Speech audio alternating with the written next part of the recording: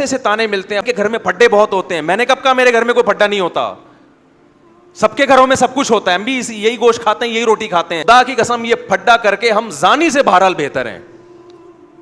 جس شادی شدہ کے گھر میں جھگڑے ہو رہے ہو نا, اور جس بغیرت کے گرل فرینڈ سے بہت اچھے تعلقات ہوں, یہ جھگڑوں والا میرڈ آدمی اس گرل فرینڈ والے گدھے اور گھوڑے سے 1000 گنا بہتر ہے. یہ اس گدھے گھوڑے سے 1000 گنا بہتر ہے. آج کتنا آسان ہو گیا نوجوانوں کے لیے زنا کرنا بھائی. لڑکیاں لا رہے ہیں, کرائے پہ لے کر آ رہے ہیں, طوائف خانوں میں جا رہے ہیں, دوستوں کو بتا رہے ہیں. او بھائی تم گورنمنٹ کے قانون کی مخالفت نہیں کر رہے, تم کس کے قانون کو توڑ رہے ہو؟ خدا کے قانون کو. میں اکثر ایک واقعہ بیان کرتا ہوں نا ایسے موقع پہ. پچھلی کتابوں میں ایک واقعہ لکھا ہے کہ ایک نوجوان کسی مسجد میں آ کے ٹھہرا, مسافر تھا, مجھے ان کا نام یاد نہیں رہا اس وقت. مسجد میں آ کے نہیں, ایک نوجوان تھا, کوئی خاتون کہیں پچھلے زمانے میں راستہ واسطہ بھول گئی, کوئی جوان عورت تھی. اب پہلے زمانے میں ظاہر ہے یہ لائٹیں وائٹیں تو نہیں تھی نا, رات کو اندھیرے ہو جاتے تھے, راستہ کہیں بھول گئی ہوگی. تو وہ ایک مسجد میں گئی, اس کو ایک نوجوان نظر آیا جو رات کو چراغ میں مطالعہ کر رہا ہے. تو وہ گئی اس کے پاس کہ مجھے رات کو یہاں مسجد میں کہیں کونے میں آرام کرنے دو, میں جوان عورت ہوں, کہیں بھٹک گئی, کچھ مسئلہ ہوگا. تو وہ نوجوان بیچارہ مجبور تھا, اس نے کہا ٹھیک ہے جی آپ کنارے پہ لیٹ جائیں. اس نوجوان نے کیا کیا, اس عورت نے دیکھا یہ نوجوان نا پوری رات اس چراغ کی آگ میں اپنی انگلی لے کے جاتا اور جب جلنے لگتی تو واپس لے آتا. بار بار یہ عمل کر رہا ہے. وہ خاتون دیکھ رہی ہے کہ یہ کیا کر رہا ہے, پوری رات نہ وہ سوئی نہیں, یہ منظر دیکھ کر کہ یہ کرتا کیا ہے, یہ بار بار کہاں لے کے جا رہا ہے اپنی انگلی کو آگ میں, اور جب جلنے لگتی ہے تو واپس. صبح جیسے ہی ہوئی ہے یہ نوجوان اس جوان خاتون تھی اس کے پاس گیا, بولا بھائی خدا کے لیے آپ فوراً مسجد سے باہر نکلو, جاؤ آپ یہاں سے. اس نے کہا اللہ کی قسم میں اس وقت تک یہاں سے نہیں جاؤں گی جب تک تم یہ نہیں بتاؤ گے کہ یہ تم نے عمل کیا کیا ہے. اس نے کہا بار بار میرے دل میں رات کو زنا کا خیال آ رہا کہ اجنبی عورت ہے, دیکھنے والا کوئی بھی نہیں, اور یہ کنوارا لڑکا. تو میں بار بار نا اس چراغ میں اپنی انگلی جلاتا کہ دیکھ اس کو برداشت کر سکتا ہے, اگر اس کو کر سکتا ہے نا تو آخرت کی آگ بھی برداشت ہو جائے گی تجھ سے, اور ایک انگلی میں یہ آگ برداشت نہیں کر سکتا تو جہنم کی آگ کیسے برداشت کرے گا. آج کتنا آسان ہو گیا نوجوانوں کے لیے زنا کرنا بھائی. لڑکیاں لا رہے ہیں, کرائے پہ لے کر آ رہے ہیں, طوائف خانوں میں جا رہے ہیں, دوستوں کو بتا رہے ہیں. او بھائی تم گورنمنٹ کے قانون کی مخالفت نہیں کر رہے, تم کس کے قانون کو توڑ رہے ہو؟ خدا کے قانون کو. زنا کی اتنی سی اسلام میں یا خدا کی نظر میں ذرا سی اجازت ہوتی تو یوسف علیہ السلام جو مسافر بھی تھے اور خود ایک خوبصورت عورت دروازہ بند کر کے ان کو زنا کی دعوت دے رہی ہے اور دھمکیاں دے رہی ہے کہ نہیں کیا تو جیل بھجوا دوں گی, ایسے موقع پہ بھی یوسف علیہ السلام کہہ رہے اے اللہ مجھے جیل کی زندگی اس بدکاری کی زندگی سے زیادہ محبوب ہے, اور دعائیں مانگ رہے مجھے اس عذاب سے بچا لے. مسافر ہو اور اسے ڈر ہو کہ میں جیل, اور پھر چلے بھی گئے جیل بھجوا دیا اس نے, پھر بھی زنا کے قریب بولو نہیں گئے. تو یہ بہت گندا, بہت غلیظ, بہت پلید عمل ہے. میں بار بار کہتا ہوں جب کوئی کہا کرے نا میری گرل فرینڈ ہے, بولا بھنگیوں والا کام مت کیا کر تو, اور ہمارے سامنے آ کے مت بتایا کر. گرل فرینڈ اور بوائے فرینڈ رکھنا یہ بھنگیوں چماروں کا کام ہے. خاندانی آدمی بیوی رکھتا ہے اور عورت شوہر رکھتی ہے, ان کے حلال اولاد پیدا ہوتی ہے. ولد الزنا اور حرامی بچے مسلمانوں کے پیدا نہیں ہوتے, کافروں کے پیدا ہوتے ہیں. بتاؤ گدھا گدھی کے ساتھ فزیکل ریلیشن قائم کرتا ہے یا اس کو بیوی بناتا ہے؟ بتاؤ نا, بولو نا یار کیا ہو گیا. تو اس کا مطلب کسی عورت سے بغیر شادی کے فزیکل ریلیشن گدھے گھوڑوں کا کام, کتے بلیوں کا کام ہے یا نہیں ہے؟ یہ کام کتے بلی کرتے ہیں. کتے کا کتیا سے فزیکل ریلیشن ہوتا ہے, کوئی نکاح کا عقد نہیں ہوتا. گدھے کا گدھی کے ساتھ فزیکل ریلیشن ہوتا ہے لیکن کوئی نکاح کا ایگریمنٹ نہیں ہوتا. گھوڑے کا گھوڑی کے ساتھ فزیکل ریلیشن ہوتا ہے, اولاد بھی ہوتی ہے, لیکن کوئی نکاح کا عقد نہیں ہوتا. تو کوئی آپ کا دوست آ کے بولا کرو نا میری گرل فرینڈ ہے, میں اس کے ساتھ سوتا ہوں, اس کو بولا تو کتوں والا کام کرتا ہے, تو گدھوں والا کام کرتا ہے, تو خچر والا, تو جو ہے گھوڑوں والا کام کرتا ہے. تو کتے پن سے نکل, ورنہ مجھے اپنا یہ میرے سامنے آ کے کتا پن نہ بیان کیا کر. خدا کی قسم اس کے ساتھ تم بھی جہنم کی آگ میں جلو گے. جب وہ آ کے کہتا ہے نا میری گرل فرینڈ ہے تو خوش نہ ہوا کرو, ورنہ تمہیں بھی خدا اسی آگ میں پھینکے گا. ہماری حکومت سے کوئی امیدیں مت لگاؤ. اسمبلیوں میں بیٹھے ہوئے لوگ, میں سب کی بات نہیں کر رہا, ان کو زنا سے کوئی فرق نہیں پڑتا, یہ ہمارے کلچر کو تباہ کر رہے ہیں. اولادوں کو روکو, اپنی اولادوں کو, اور بر وقت نکاح کراؤ اپنی اولادوں کا. حضرت عبداللہ بن عباس کے 3 بیٹے جوان ہوئے, تینوں کو بلایا اور کہا کہ دیکھو بیٹو, زنا کے قریب نہ جانا, کبھی بھی نہ جانا, نکاح کرنا ہے جس نے کرنا ہے میں اس کا نکاح کراؤں گا. آج نکاح کو عذاب بنا لیا ہے, اور ایسے زنا کو سوسائٹی میں پھیلایا جا رہا ہے. تبلیغ میں وقت بعد میں لگاؤ, پہلے اپنے بیٹوں کا نکاح کراؤ. بیٹا جوان ہو جاتا ہے, اس کو سال کے لیے بھیج دیا, بھائی نکاح کر کے بھی تو بھیجا جا سکتا ہے نا اس کو. پھر آنے کے بعد بھی نکاح نہیں کرا رہے, پھر دوبارہ کہیں اور لگا دیا اس کو. نہ خانقاہوں میں بھیجو جب تک نکاح نہ کرا دو, نہ مدرسوں میں بھیجو جب تک نکاح نہ کرا دو اس کا. یہ ہمارے نبی کی تعلیمات ہیں, کوئی مذاق تھوڑی ہے یہ. تو خدا نے نافرمانوں کے لیے میرے بھائی جہنم کی آگ رکھی ہے, اس کو ہلکا مت سمجھو, خدا اٹھا کے ڈال دے گا آگ میں. نبی صلی اللہ علیہ وسلم نے معراج کی رات میں دیکھا ننگے مرد اور ننگی عورتیں جل رہی ہیں اکٹھی آگ میں. آپ نے جبریل سے پوچھا یہ کون لوگ ہیں؟ جبریل نے کہا یہ وہ زنا کرنے والے مرد اور عورتیں ہیں جو زنا کیا کرتے تھے, اللہ نے برہنہ ان کو اس اکٹھے آگ میں ڈال دیا ان کو. تو اگر یہ زندگی تمہیں چاہیے تو کرو, اور یاد رکھو اللہ دنیا میں عذاب دکھائے گا نہیں. دکھا دیا ہوتا تو یہ تو گورے بھی زنا سے بچ رہے ہوتے. پھر یہ اللہ نے اس پہ پردے ڈال دیے ہیں, اور پیغمبروں کو بھیجا یہ سمجھانے کے لیے کہ ان کو جا کے سمجھا دو کہ زنا کرنے والوں کے لیے اللہ نے آگ رکھی ہے. اور قرآن بار بار یہ بھی کہتا ہے ان ذالک علی اللہ یسیر, اتنے سارے لوگوں کو جہنم کی آگ میں ڈال دینا اللہ کے لیے کوئی مشکل کام نہیں ہے. لوگ کہتے ہیں نا یار اتنے لوگ آگ میں جلیں گے, وہ بھی جا رہا ہے, وہ بھی جا رہا ہے, وہ بھی جا رہا ہے, وہ بھی جا رہا ہے. تو قرآن اس کا بھی جواب دیتا ہے کہ میرے لیے یہ کام مشکل نہیں ہے, میں پرواہ نہیں کروں گا. اور جیسے اللہ غفور اور رحیم ہے, بھائی اللہ عزیز ذو انتقام بھی ہے. وہ غفور اور رحیم اگر ہے نا تو توبہ کرنے والوں کے لیے, جن سے ہو چکا گڑ گڑا کے معافی مانگیں. جو توبہ نہیں کرتے ان کے لیے اللہ غفور الرحیم نہیں ہے, وہ تو سزائیں اس نے رکھی ہیں. پیغمبروں کو بھیجا یہ بتانے کے لیے کہ دیکھو نبی کی صفت بشیر کے ساتھ نذیر بھی ہے, خوشخبریاں دینے والے بھی اور ڈرانے والے بھی ہیں. بس لڑکیاں زنا کر رہی ہیں اور ایسے بتا رہے ہوتے ہیں, بڑے آرام سے فون آتے ہیں نا, ایسے بتا رہے ہوتے ہیں جی میرا ان سے فزیکل ریلیشن بھی ہے. میں اس خاتون سے کہتا ہوں آپ اتنے آرام سے بتا رہی ہو آپ کا ریلیشن ہے اس سے, آپ کو کوئی شرم نہیں آ رہی ہے بتاتے ہوئے؟ شادی شدہ عورت کا شوہر باہر ہے اور یہاں اپنے پرانے بوائے فرینڈ سے ریلیشن ہے اس کا. کتنے واقعات سامنے آ رہے ہیں. لوگ کہتے ہیں ہمیں تو کچھ بھی نہیں ہو رہا. تو بھائی اس لیے نہیں ہو رہا کہ سزا کا دن اللہ نے کیا رکھا ہے؟ آخرت رکھی ہے. تو ہمیں اور بھی بہت, ہمارا مسئلہ صرف پیٹرول اور ڈیزل نہیں ہے, صرف مہنگائی نہیں ہے. یہ تو دنیا میں غریب لوگ بھی ایک دن مر جاتے ہیں, مالدار بھی ایک دن. پیٹرول سستا ہو گیا تو کتنے دن کے لیے سستا ہوگا؟ ہماری عمریں 10 20 30 سال رہ گئی ہیں نا, کیا کر لیں گے 30 سال میں پیٹرول سستا کر کے؟ کیا کر لیں گے یار؟ آٹا سستا ہو گیا 20 30 سال تک کیا ہو جائے گا؟ زندگی انسان کی روڈ پہ بھی گزر جاتی ہے, لیکن آگے جو زندگی آنے والی ہے وہ بہت طویل زندگی ہے, وہ ختم ہونے والی نہیں ہے. اور اللہ نے پیدا اس زندگی کے لیے نہیں کیا, پیدا کہاں کے لیے کیا ہے؟ آخرت کے لیے کیا ہے. تو اپنی جانوں پہ رحم کرو. جس کو ہومو سیکسولیٹی کی عادت پڑ گئی ہے توبہ کرے اللہ کے سامنے, علاج کرانے کی کوشش کرے.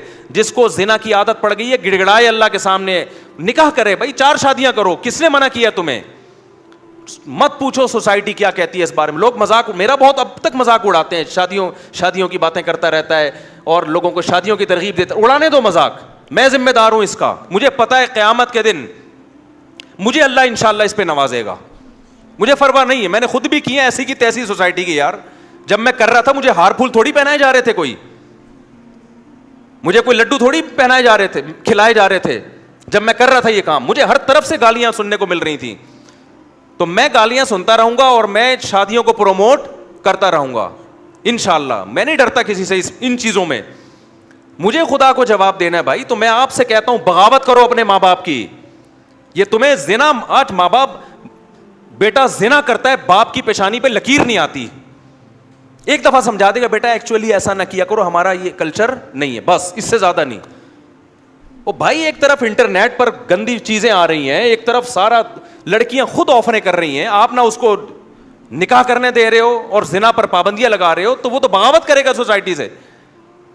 تو ہم میرے بھائی کسی کے پابند نہیں ہے, ہمارے پاس خدائی قانون ہے. فَانكِحُوا مَا طَابَ لَكُم مِّنَ النِّسَاءِ مَثْنَىٰ وَثُلَاثَ وَرُبَاعَ. اللہ کہتے ہیں جو تمہیں پسند آئے ان میں سے کتنی عورتوں سے کر سکتے ہو؟ 4 سے کر سکتے ہو, ان کے حقوق بھی ادا کرو. تو جو عورت رہے گی اس کو رکھو, نہیں رہنا چاہتی بھائی میں تو کروں گا, آپ بول دو میں تو 4 پوری کروں گا. بھائی میں زنا سے نہیں بچ سکتا اس سوسائٹی میں 4 کیے بغیر. اگر آپ کی یہ کنڈیشن ہے آپ بتا دو لوگوں کو. کتنے شادی شدہ مرد بھی منہ مار رہے ہیں زنا میں جا کے, ان سے کہا جائے یار نکاح کرو, کہتے ہیں یار بہت مشکل کام ہے, بہت مشکل کام ہے. نکاح میں ٹینشنیں ہیں مگر ان ٹینشنوں پہ اجر ملتا ہے. زنا میں عیاشی ہے مگر اس عیاشی پہ عذاب آئے گا. خدا کی قسم وہ ٹینشن ہے جس پہ جنت مل رہی ہو ان ٹینشنوں کو گلے لگا لو. وہ عیاشی جس پہ عذاب آ رہا ہو, جہنم کی آگ مل رہی ہو, اس عیاشی کو اپنے آپ سے دور کر دو. نکاح میں ٹینشن ہے, پیغمبروں کو نہیں ہوئی ہے کیا پریشانیاں؟ نبی کی 9 بیویاں تھیں, تو آپ کیا سمجھتے ہو یہ کوئی پریشانی نہیں ہوئی ہوگی ان کو؟ چھوڑ دو, سوسائٹی تمہیں یہ جہنم کا ایندھن بنائیں گے. بھائی اللہ کو آج کل کوئی نہیں مانتا. جو اللہ کو مانے گا تو پھر اللہ کی پوری مان کے چلے گا. وہ ہر چیز میں ہم کس کے پابند ہیں؟ مجھے ایسے ایسے تانے ملتے ہیں, اپنے دامادوں کو بولے نا دوسری شادی کرو. کس نے کہا کہ میں نے اپنے داماد کو منع کیا دوسری شادی سے؟ ایسے ایسے تانے. اپنے بہنوئیوں کو بولو نا, میں 10 سال سے اپنے بہنوئیوں کو بول رہا ہوں جس نے کرنی ہے کر لے. ابھی بھی بول رہا ہوں, اپنے دامادوں کو بھی بول رہا ہوں جس نے کرنی ہے کر لے, مجھ سے پوچھ کے تھوڑی کرے گا وہ. ایسے ایسے تانے, تو بھائی تانے دیتے رہو. اور ان کے گھر میں پھڈے بہت ہوتے ہیں. میں نے کب کہا میرے گھر میں کوئی پھڈا نہیں ہوتا؟ سب کے گھروں میں سب کچھ ہوتا ہے, ہم بھی یہی گوشت کھاتے ہیں, یہی روٹی کھاتے ہیں. خدا کی قسم یہ پھڈے اگر ہوتے نہیں ہیں الحمدللہ, لیکن اگر ہوتے ہیں, بالفرض ایک مثال دے رہا ہوں, ہوتے ہیں, خدا کی قسم یہ پھڈا کر کے ہم زانی سے بہرحال بہتر ہیں. جس شادی شدہ کے گھر میں جھگڑے ہو رہے ہو نا, اور جس بغیرت کے گرل فرینڈ سے بہت اچھے تعلقات ہوں, یہ جھگڑوں والا میرڈ آدمی اس گرل فرینڈ والے گدھے اور گھوڑے سے 1000 گنا بہتر ہے. یہ اس گدھے گھوڑے سے 1000 گنا بہتر ہے. یہ تو اٹھا کر پھینک دو باہر گلی میں. نئی تہذیب کے انڈے ہیں گندے. ہمارا جو ابھی سب سے بڑا مسئلہ بنا ہوا ہے نا, جس کی طرف ہم لوگوں کی توجہ نہیں ہے, وہ ہمارا فیملی سسٹم گدھے گھوڑوں والا بننے والا ہے, جو گوروں کا ہے. وہی کتے بلیوں والا ہمارا سسٹم شروع ہو جائے گا. لیکن آج تہذیب اس کو کہتے ہیں کہ آپ 3 پیس سوٹ اور ٹائی میں ہو. گورے کو دیکھتے ہیں کہ یار بڑے ایٹیٹیوڈ, اور خدا کی نظر میں کوئی پھٹے ہوئے پرانے کپڑوں میں ہو نا, زنا نہ کرتا ہو, وہ مہذب ہے. اور 3 پیس سوٹ اور ٹائی میں طوائف خانے میں جاتا ہو, وہ کتے بلیوں جیسا خدا کی نظر میں ہے. وہ آپ گورے کے ڈیسنٹ پنے کو مت دیکھو کہ یار یہ جاپان اور گورے اور ایسے ماشاءاللہ ایٹیٹیوڈ اور اتنی تمیز. ابھائی زنا کر رہا ہے یار, وہ اپنے باپ کو گھر میں نہیں رکھ رہا, تو کیا کرنا ہے ایسے ایٹیٹیوڈ کا یار؟ تم نے کیا کرنا ہے ایسی تہذیب کا جس کی نہ بہن کا پتا, نہ بھائی کا پتا, نہ باپ کا پتا, نہ ماں کا پتا؟ کیا کرنا ہے ایسی تہذیب کا تم نے؟ تہذیب وہ ہے جس کو خدا کیا کہے, بولو, جس کو خدا تہذیب کہتا ہے. خدا کہتا ہے پھٹے پرانے کپڑے ہو, بات کرنے کا سلیقہ نہیں ہے, زنا سے بچتا ہے, برائی سے بچتا ہے, بوڑھے ماں باپ کو گھر میں رکھ کے ان کے پاؤں میں قدموں میں جنت تلاش کرتا ہے. خدا ان کو قیامت کے دن نوازے گا, چاہے ان کو بات کرنے کی تمیز نہ ہو. تو آپ پڑھے لکھے طبقے کو نہ دیکھو جو خدا کا باغی ہے. کیوں قرآن کبھی موسیٰ علیہ السلام کا واقعہ بتا رہا ہے, کبھی ابراہیم علیہ السلام کا بتا رہا ہے, کبھی عیسیٰ ابن مریم کا بتا رہا ہے. سارے پیغمبروں کی ایک ہی دعوت ہے, کس کی مان کے چلنا ہے بھائی؟ خدا کی مان کے چل رہے, ورنہ خدا نہیں چھوڑے گا. خدا نہیں چھوڑے گا. خدا نے آگ تیار کر کے رکھی ہے. اور قرآن کتنی جگہ کہتا ہے, جب نبی صلی اللہ علیہ وسلم مایوس ہوتے تھے نا کہ یہ کیوں نہیں مان رہے, تو قرآن نے ایک جگہ نہیں متعدد جگہ کہا ہے کہ آپ مایوس نہ ہو. لَأَمْلَأَنَّ جَهَنَّمَ مِنَ الْجِنَّةِ وَالنَّاسِ أَجْمَعِينَ. میں نے یہ قسم اٹھائی ہوئی ہے کہ میں نے جہنم کو جنات اور انسانوں سے بھر دینا ہے. تو ایسے ہی تو بھریں گے, یہ میں بھی نہیں چھوڑوں گا ان کو. تو اپنی جانوں پہ رحم کرو میرے بھائی. یہ مہنگائی کے علاوہ بھی دنیا میں بہت سارے, بولو, مسائل. ہر آدمی بس یہ مہنگائی بڑھ رہی ہے, مہنگائی بڑھ رہی ہے, ملک کا دیوالیہ ہو رہا ہے, یہ ہو رہا ہے, وہ ہو رہا ہے. ٹھیک ہے, یہ بھی مسائل ہیں, اس سے بڑے مسائل کیا ہیں بھئی؟ یہ بات بھی تو کرو. سوسائٹی میں زنا پھیل رہا ہے یار, ہمارا بنے گا کیا؟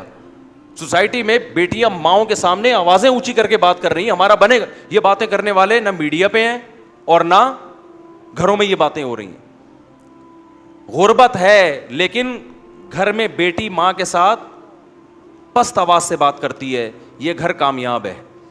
اور میں نے غریبوں کے گھروں میں بیٹیوں کو ماؤں کے سامنے چیختے ہوئے نہیں دیکھا. یہ سارے میں نے پڑھے لکھے لوگوں کے یہاں دیکھا ہے, جنہوں بڑے بڑے انگلش اسکولوں میں پڑھے ہوئے لوگ ہیں نا, ان کی بیٹیاں ماؤں کے سامنے چیخ بھی رہی ہیں اور بیٹے باپوں کے گریبانوں میں ہاتھ بھی ڈال رہے ہیں. وہ باپ جنہوں نے لاکھوں روپے اپنے بیٹوں کی تعلیموں پہ خرچ کیا, اور وہ مجھے آ کے بتا رہے ہوتے ہیں ہم نے لاکھوں روپے میں اپنے بچوں کو اس قابل بنایا خرچ کر کے کہ آج ہمارا گریبان پکڑ کے کھڑے ہوئے ہیں. وہ کہہ رہے اس چیز پہ ہم نے لاکھوں روپے خرچ کیے. تو اپنی اولاد کو میرے بھائی مذہب سکھاؤ, اپنی اولاد کو دین سکھاؤ, زنا کی برائی ان کے دلوں میں ڈالو. سمجھ میں آ رہی ہے کہ نہیں آ رہی ہے؟ آ رہی ہے تو ٹھیک ہے, نہیں ہے تو پھر جیسے چل رہے ہو چلتے رہو بیٹھ کے. میں جلدی سے یہ 2-3 آیتیں پڑھ کے بیان ختم کرتا ہوں. اللہ تعالیٰ آگے قرآن میں فرماتے ہیں فلولا اذا بلغت الحلقوم. اللہ کہتے ہیں یہ باتیں میں بتا رہا ہوں یہ میں تھوڑی خود کہہ رہا ہوں, یہ باتیں یہ کون کہہ رہا ہے بھائی؟ یہ تو اللہ کہہ رہا ہے, یہ تو اللہ کہہ رہا ہے. تو قرآن آگے کیا کہتا ہے؟ فلولا اذا بلغت الحلقوم. اللہ کہتے ہیں ایک ٹائم ایسا بھی آتا ہے, ابھی تو مزے میں ہو, جب تمہاری جان کہاں تک پہنچے گی؟ بولو نا, یہاں. ہر آدمی پہ یہ ٹائم آتا ہے کہ نہیں آتا؟ ہچکیاں لے, یوٹیوب پہ دیکھ لو ویڈیو, بڑے بڑے پاورفل اور اب آخری ہچکیاں لے رہے ہوتے ہیں. کیسا ترس آتا ہے نا اس کے اوپر. ہچکیاں لے رہا ہوتا ہے آدمی, کوئی کلمہ پڑھ رہا ہوتا ہے, کسی کی آنکھیں پتھرا رہی ہوتی ہیں اور بڑی حسرت سے لوگوں کو دیکھ رہا ہوتا ہے. فلولا اذا بلغت الحلقوم وانتم حینئذ تنظرون. اللہ کہتے ہیں تم بڑے بڑے طاقتور لوگ اس کے قریب کھڑے ہو کر اس کو دیکھ رہے ہوتے ہو کہ ابھی اس کی روح نکلنے والی ہے. ترجعونہا ان کنتم صادقین. تم اس کی روح کو لوٹا دیا کرو. تمہارے پاس پیسہ بھی ہے, تمہارے پاس حکومت بھی ہے, تمہارے پاس امیزون میں تم نے بڑا بزنس بھی کیا ہوا ہے. اب کیا کیا, اگر تمہاری سائنسی ترقی بھی ہے تو تھوڑی دیر کے لیے کیا کر لو بھائی, اس کی روح کو کیا کر لو. تم بھی حسرت سے دیکھ رہے ہوتے ہو کہ ہمارا پیارا ہمارے سامنے دنیا سے جا رہا. یہ تو تمہاری 2 ٹکے کی اوقات ہے. اللہ ہمیں ہماری اوقات بتا رہا ہے. میرا خیال ہے بات سمجھ میں آ نہیں رہی آپ لوگوں کی. میرے اندر تو بھائی اتنے ہی پھیپڑے ہیں جتنا میں سمجھو. مجھے غصہ اس لیے آ گیا کہ پہلے بھی زنا ہوتا تھا, کم چھپتے تھے لوگ کہ پکڑے نہ جائیں. اب پوری یونیورسٹیوں میں لڑکے لڑکیوں کی بسیں بھر بھر کے جا رہی ہیں تفریح کے لیے. باپ خود اجازت دے رہا ہے, بھائی تمہاری اپنی لائف ہے بیٹا, تم اگر بھنگن چمارن بننا چاہو تو ہم کون سا شریف لوگ ہیں, ہم بھی بھنگی اور چمار ہیں. بزبان حال وہ یہ کہہ رہا ہوتا ہے. سمجھ میں نہیں آ رہی. عزت دار آدمی کبھی اپنی لڑکی کو کسی غیر مرد کے ساتھ جانے نہیں دے گا. کہے گا میں مر جاؤں گا, میں دنیا کو کیا منہ دکھاؤں گا میں. لیکن اب اس کو پتا ہے دنیا کو میں منہ دکھاؤں گا, دنیا بھی میری تعریف کرے گی. بڑا لبرل قسم کا باپ ہے ماشاءاللہ. اپنی بیٹیوں پہ کوئی کسی قسم کا کنٹرول نہ ہے, نہ رکھنا چاہتا ہے. ڈانس کر رہے ہیں اپنی بیٹیوں کے ساتھ, ناچ رہے ہیں اپنی بیٹیوں کے ساتھ, لائکس مل رہے ہیں ان کو, لوگ شیئر کر رہے ہیں ماشاءاللہ جی. جو باپ محافظ تھا بیٹی کو حیا سکھانے کا, وہی بیٹی کی حیا نکال رہے ہیں. براڈ مائنڈڈ باپ ہے. کپڑے اتارو بھائی اس کے لوگوں کے سامنے, بہت زیادہ براڈ مائنڈ. گورا کو تو چڑیاں پہن کے ان کی بیٹیاں ان کے باپ کے سامنے ناچتی ہیں. براڈ مائنڈڈ بننا ہے تو پھر پورا بنو نا. یہ منافقت کیسی ہے؟ اگر غلط ہے تو پھر, اگر گورا غلط ہے تو پھر یہ عمل بھی غلط ہے جو یہاں ہو رہا ہے. شادیوں میں ناچ رہی ہیں بہنیں بھائیوں کے ساتھ. تو ناچ گانے پہلے بھی ہوتے تھے, تھوڑا حیا تھی, تمیز تھی لوگوں میں کہ کس کے سامنے ناچنا ہے اور کس سے اپنے ناچ کو چھپانا ہے. لیکن اب کیا ہو رہا ہے, غیرت ختم.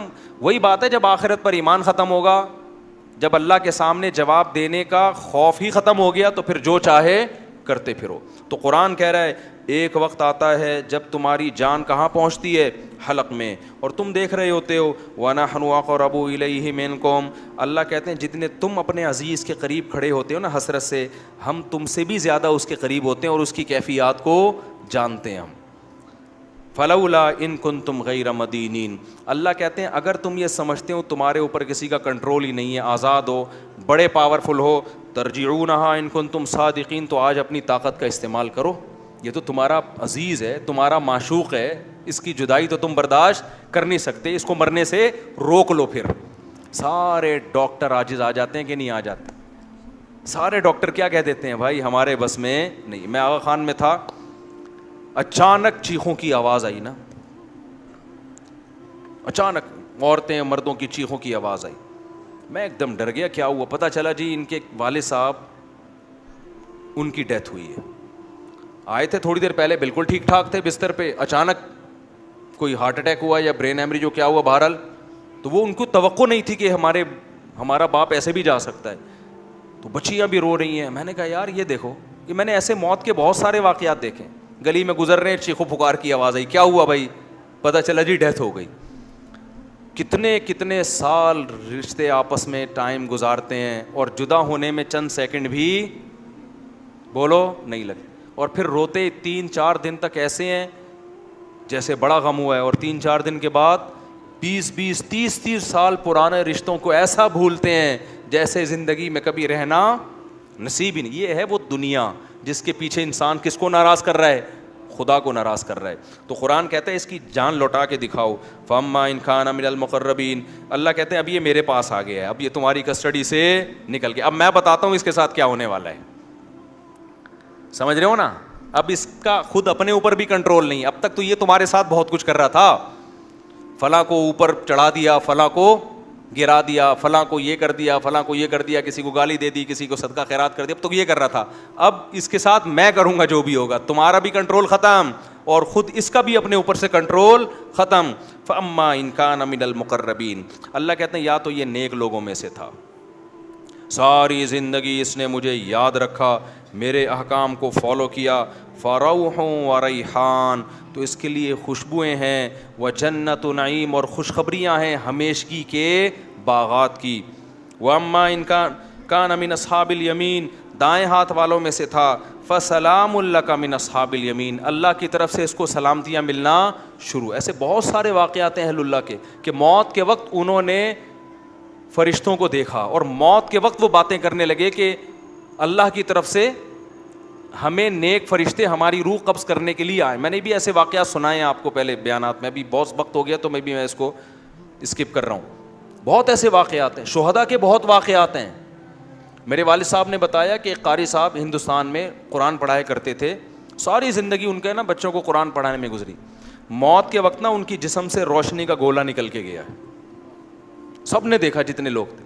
حضرت مولانا اشرف علی تھانوی رحمۃ اللہ علیہ, جن پر آج لوگ بڑے اوٹ پٹانگ قسم کے اعتراضات کرتے ہیں, ان کی جب ڈیتھ ہوئی ہے نا, تواتر سے جو ان کے قریب لوگ کھڑے ہوئے تھے انہوں نے بتایا کہ ان کی 3 انگلیوں سے روشنی کی کرنیں نکل رہی تھیں موت کے وقت, کیونکہ پوری زندگی نا ان 3 انگلیوں سے تصنیف کا کام کیا ہے. ان کی سینکڑوں تصانیف ہیں جن سے بہت, اگر مولانا اشرف علی تھانوی رحمۃ اللہ علیہ ہندوستان میں نہ ہوتے نا تو آج یوں کہا جائے نا کہ میں بھی شاید بدعتی ہوتا, تو یہ بات غلط نہیں ہوگی.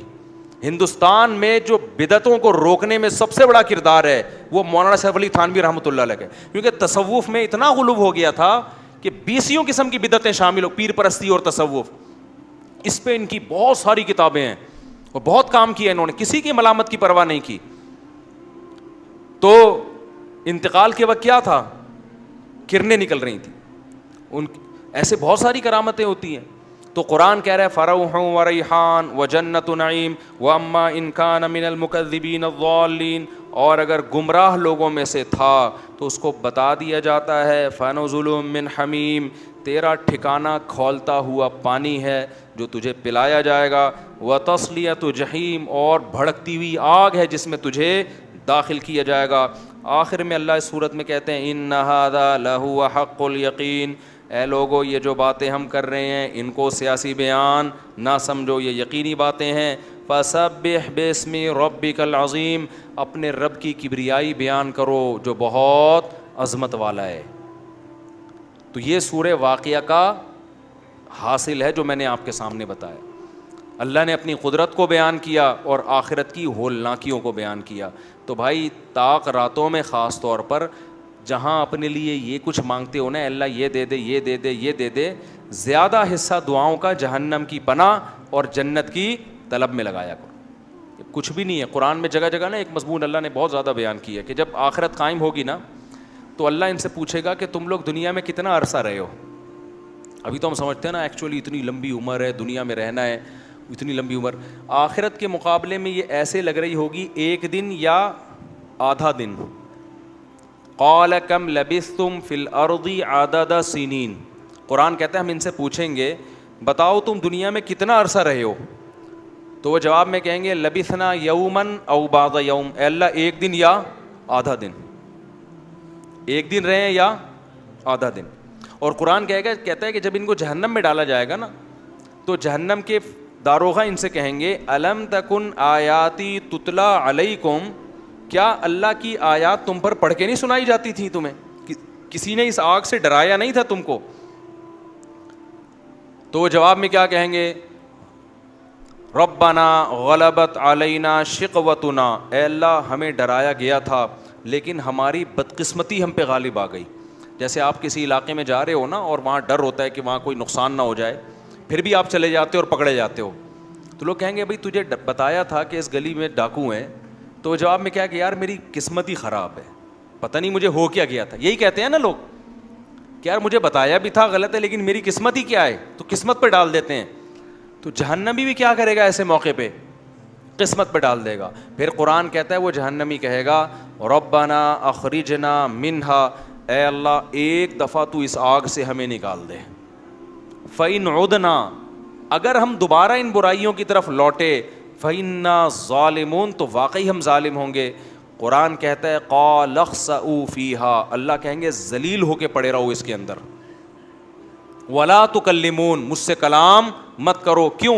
إِنَّهُ كَانَ فَرِيقٌ مِّنْ عِبَادِي, دنیا میں میرے کچھ نیک بندے تھے جو توبہ کر چکے تھے, وہ میری آیتوں پہ ایمان لائے اور توبہ کر لی اور برائیوں سے بچتے. فَاتَّخَذْتُمُوهُمْ سِخْرِيًّا, تم ان کا مذاق اڑایا کرتے تھے. تم کیا کرتے تھے؟ بولو, مذاق اڑاتے تھے. انی جزیتہم اليوم بما صبروا, آج ان کے صبر کا دیکھو میں نے کیسے بدلہ دیا ہے جن کا تم مذاق اڑایا کرتے تھے. انہم ہم الفائزون, آج وہی کامیاب ہیں. پھر آگے قرآن کہتا ہے کہ افا حسبتم انما خلقناکم عبثا, تم نے یہ سمجھ رکھا تھا کہ ہم نے تم کو دنیا میں بیکار پیدا کیا. بس میں 2 منٹ میں بات مکمل کر رہا ہوں.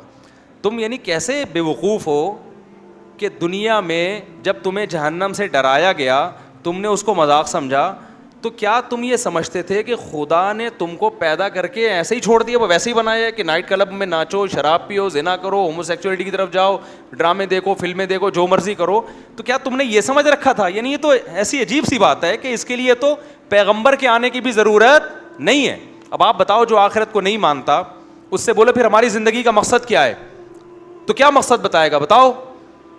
وہ کہے گا بھائی انٹرٹینمنٹ, راتوں کو کرکٹ کھیلو, دن میں سوتے رہو پڑے ہوئے, پھر فلم دیکھو, پھر ڈرامہ دیکھو, پھر لڑکیوں سے چھیڑ چھاڑ کرو, پھر سیٹنگ کرو. پیسہ بھی اس لیے کماؤ تاکہ چھیڑ چھاڑ میں آسانی ہو جائے. یہ جو پیسہ کما رہے ہیں نا عیاشی کے لیے کما رہے ہیں نا, تاکہ اور زنا ہو سکے, شراب پئیں اور موج مستی والی زندگی ہو. تو پیسہ بھی کوئی ان کا ہدف نہیں ہے, پیسے سے ہدف بھی عیاشی ہے. تو اللہ قرآن میں کہہ رہے کہ ہم ان سے کہیں گے افا حسبتم انما خلقناکم عبثا, تو کیا تم نے یہ سمجھ رکھا تھا کہ ہم نے تمہیں ایویں ہی پیدا کر دیا؟ وَأَنَّكُمْ إِلَيْنَا لَا تُرْجَعُونَ, اور تم ہمارے پاس واپس لوٹ کے نہیں آؤ گے, پیدا کر کے ہم نے چھوڑ دیا ہے.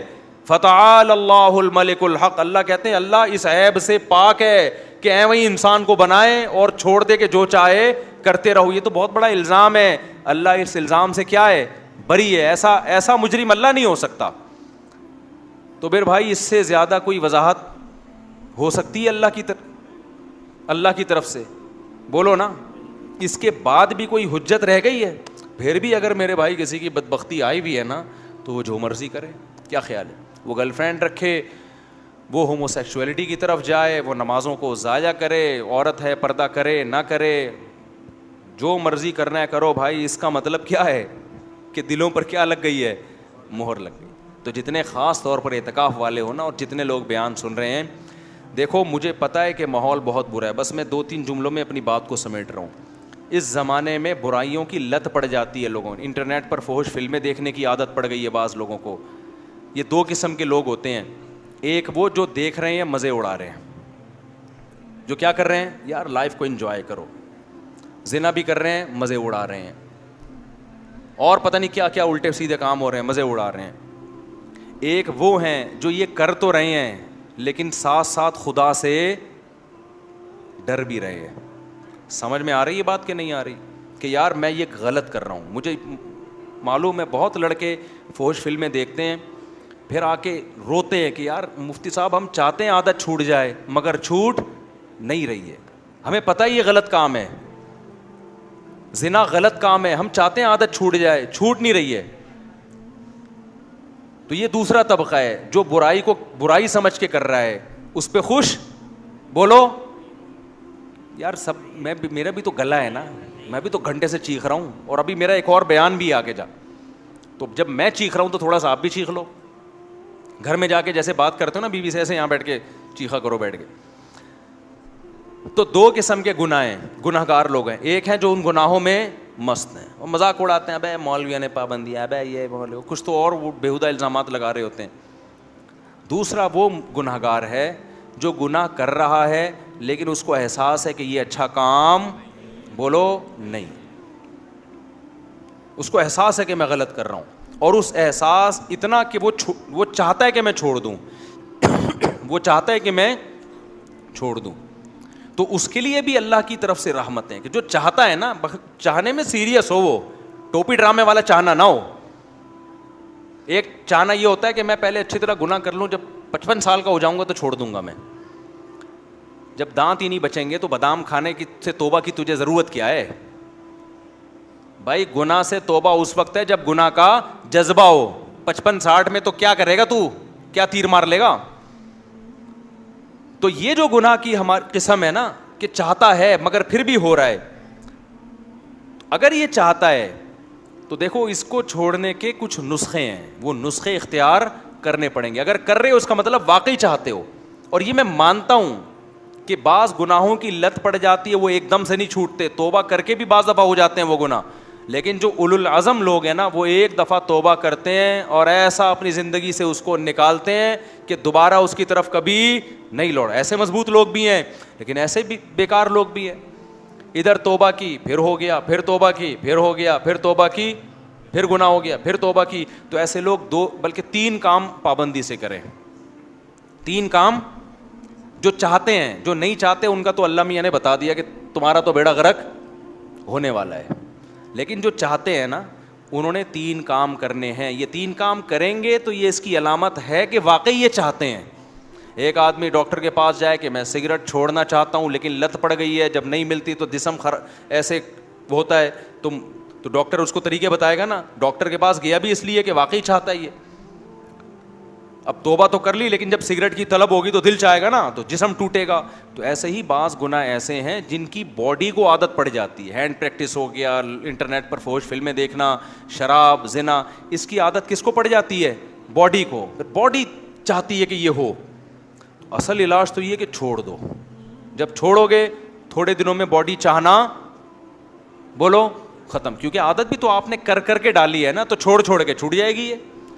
لیکن اگر پھر بھی ہو رہا ہے گناہ تو 3 کام پابندی سے کرو اگر گناہوں کی لت پڑ گئی ہے. پہلا کام کیا کرنا ہے؟ جب بھی ہو جائے توبہ لازمی کرنی ہے. اس پہ اطمینان کر کے بیٹھ نہیں جانا کہ اب ہو گیا تو چلو یار اب تو ہو گیا, اب ایسا ہے کہ 25-30 مرتبہ اور کر لیں تو پھر دیکھیں گے کیا کرنا ہے ہم نے. سمجھ میں آ رہی ہے بات کہ نہیں آ رہی؟ ہو گیا تو فوراً کیا کرنا ہے؟ اے اللہ دل سے معافی مانگو, مجھے معاف کر دے, میں تجھ سے معاہدہ کرتا ہوں کہ آئندہ یہ جرم نہیں کروں گا. پہلا کام تو یہ فوراً کرے وہ. دوسرا کام کیا کرنا ہے؟ فوراً کوئی جرمانہ یا کوئی سزا دے اپنے آپ کو. اپنے آپ کو بغیر سزا کے چھوڑنا نہیں ہے کہ آپ نے کر لیا تو چلو ہو جاتا ہے, آخر انسان ہے. نہیں ہوتا بھائی, انسان ہے تو پھر ٹھگائی بھی انسانوں کی لگتی ہے. اپنے آپ کو کیا دینی ہے؟ ایسی سزا دینی ہے کہ دوبارہ گناہ ہوتے ہوئے انسان کو وہ سزا کا تصور آئے کہ بیٹا یہ گناہ فری کا نہیں ہے, اس کی تجھے بھاری قیمت دینی پڑے گی. وہ سزا ہر ایک کے لحاظ سے مختلف ہوتی ہے. جرمانہ بھی ہو سکتا ہے, روزہ بھی ہو سکتا ہے, نفلی نمازوں کی پابندی بھی, ہر وہ کام جس میں دل کو تکلیف ہو. وہ سزا نہ اتنی بھاری ہو کہ دی نہ جائے اپنے آپ کو, نہ اتنی ہلکی ہو کہ اس سے آپ کو تنبیہ ہی نہ ہو. بات آ رہی ہے سمجھ میں کہ نہیں آ رہی؟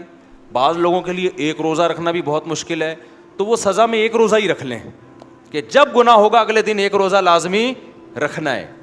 اور بعض لوگوں کے لیے 10 روزے رکھنا بھی کوئی مشکل, بولو نا, تو 10 روزے سزا میں رکھیں. بعض لوگوں کے لیے گناہ کے بعد 1 لاکھ روپے صدقہ کرنا بھی کوئی مشکل نہیں ہے, کروڑوں کی آمدن ہے. بعض لوگوں کے لیے 100 روپے صدقہ کرنا بھی کیا ہے؟ مشکل ہے, تو وہ 100 روپے رکھ لیں. لیکن سزا کے بغیر اپنے آپ کو چھوڑنا نہیں ہے.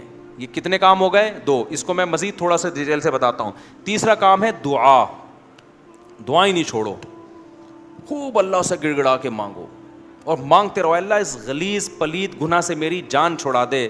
میں اقراری مجرم ہوں, باغی مجرم نہیں ہوں. میں ان لوگوں کی طرح نہیں ہوں جن کو جب آخرت سے ڈرایا جاتا ہے تو کہتے ہیں ہمیں کیا پتہ قیامت ہے یا نہیں ہے. نہ میں مانتا ہوں ان الساعۃ لآتیۃ لا ریب فیہا, اے اللہ ایک دن قیامت آئے گی, تو مردوں کو زندہ کرے گا, اس گناہ پہ سزا دے گا. میں اقرار کرتا ہوں, تو اے اللہ مجھے تو اس گناہ سے بچنے کی توفیق دے دے, آسان کر دے میرے لیے اس گناہ سے بچنا. میں دعوے سے کہتا ہوں مانگتا رہے گا نا, انشاءاللہ یہ گناہ اس کی زندگی سے نکل جائے گا. بہت سے نوجوان آتے ہیں کہ ہم نے حج بھی کر لیا, ہم نے تبلیغ میں 4 مہینے بھی لگا لیے, پھر بھی گناہ نہیں چھوٹ رہا ہم سے. تو بھائی آپ کوشش میں لگے رہو گے, آہستہ آہستہ انشاءاللہ چھوٹ جائے. اگر کوشش نہیں کی نا, یہ 3 طریقے نہیں اختیار کیے, تو اس کا پتہ ہے نقصان کیا ہوگا؟ آج یہ گناہ کر رہے ہو نا, کل ایک قدم اس سے آگے ہوگا. یہ نہ سمجھو کہ آج یہ گناہ ہو رہا ہے تو یہاں یہ جو گورے ہومو سیکچولیٹی کو پھیلا رہے ہیں نا, کیوں؟ زنا کر چکے ہیں یہ, اب آگے کی طرف جا رہے ہیں یہ, اور کل ان میں محرم سے زنا بھی پروموٹ کریں گے یہ, بہنوں سے, اور اللہ بچائے ایسے الفاظ لیتے ہوئے بھی ہمیں خدا کا سے ڈر لگتا ہے. یہ محرم رشتوں سے بھی زنا کو لیگل کریں گے کل, کیونکہ ان کے یہاں توبہ نہیں ہے. تو توبہ جب نہیں ہے تو ہر آنے والا دن برائی میں ایک اسٹیپ آگے ہوگا. تو یہ 3 کام جو گناہ کے عادی ہیں کریں گے کہ نہیں کریں گے؟ اس کا فائدہ کیا ہوگا؟ لوگ کہتے ہیں یار ہم تو توبہ بھی کرتے ہیں اور صدقہ بھی کر رہے ہیں, سزا بھی دے رہے ہیں, پھر بھی نہیں چھوٹ رہا. میں ان سے کہتا ہوں 2 کام تو ہو رہے ہیں نا. نمبر 1, اس سے زیادہ آگے کی طرف نہیں جا رہے. اگر یہ کام نہ کر رہے ہوتے تو پھر آگے جاتے. آگے تو اسٹاپ ہو گیا نا, اسی پہ بریک لگ گئی ہے. ایک فائدہ یہ ہوا. نمبر 2, دوسرا فائدہ یہ ہوا کہ اس گناہ کی وجہ سے جہاں برائیوں کے پلڑے میں برائی آئی ہے, تو وہ جو سزا کے طور پر صدقہ کر رہے ہو یا روزہ رکھ رہے ہو, تو ایک پلڑے میں نیکی بھی تو آ گئی نا. ابے کیا ہو گیا بھائی؟ جو خدا گناہ پہ سزا دیتا ہے وہ نیکیوں پہ جزا بھی تو دیتا ہے نا. تو وہ روزہ ضائع تھوڑی کرے گا تمہارا کہ جی چونکہ اس نے گناہ کر کے روزہ رکھا ہے تو روزہ گیا. نہ جب وہ گناہ پہ سزا دے گا تو آپ اللہ سے کہو گے قیامت کے دن, اللہ جہاں میری ٹھکائی لگ رہی ہے تو وہ روزے کہاں گئے, اس کا بدلہ بھی تو چاہیے مجھے. تو نیکی پہ تو 10 ملتے ہیں اور گناہ پہ 1 ملتا ہے. میں سمجھا پا رہا ہوں یا کسی جیپنیز کو بلاؤں سمجھانے کے لیے؟ تو اس کا پہلا فائدہ کیا ہوگا؟ آگے مزید آگے جانے سے جو فحش فلمیں دیکھ رہا ہے, اگر وہ فلمیں اللہ نہ کرے کوئی دیکھنا اچھا کام نہیں ہے, عادت نہیں چھوٹ رہی, لیکن وہ جب دیکھے کچھ سزا دے تو زنا سے تو کم از کم بچے گا نا, وہ مزید آگے نہیں جائے گا کیونکہ وہ یہاں ہی بیریئر لگا رہا ہے. ایک فائدہ یہ. دوسرا فائدہ کیا؟ جہاں گناہ ترازو میں وہیں نیکی بھی آ گئی ترازو میں. تیسرا فائدہ کیا ہوگا؟ یہ تعداد بڑھے گی نہیں. جیسے جو برائی کرتے ہیں نا وہ پھر کرتے کرتے کرتے بہت زیادہ شروع کر دیتے ہیں. جب سزا دو گے تو وہ برائی بھی ایک لمٹ میں ہو جائے گی, اس سے زیادہ تعداد میں کوالٹی وائز بھی نہیں بڑھے گی اور کوانٹٹی کے لحاظ سے بھی نہیں بڑھے گی. تو یہ فائدے بھی تو کوئی کم نہیں ہے نا. لیکن آپ نے صرف ان فائدوں کو فوکس نہیں کرنا, فوکس اس کو کرنا ہے کہ اس کو ہم نے اپنی زندگی سے ختم کرنا ہے, ایسی کی تیسی عزم کرنا ہے بھائی. آج نہیں کل چھوٹ جائے گا, کل نہیں پرسوں چھوٹ جائے گا.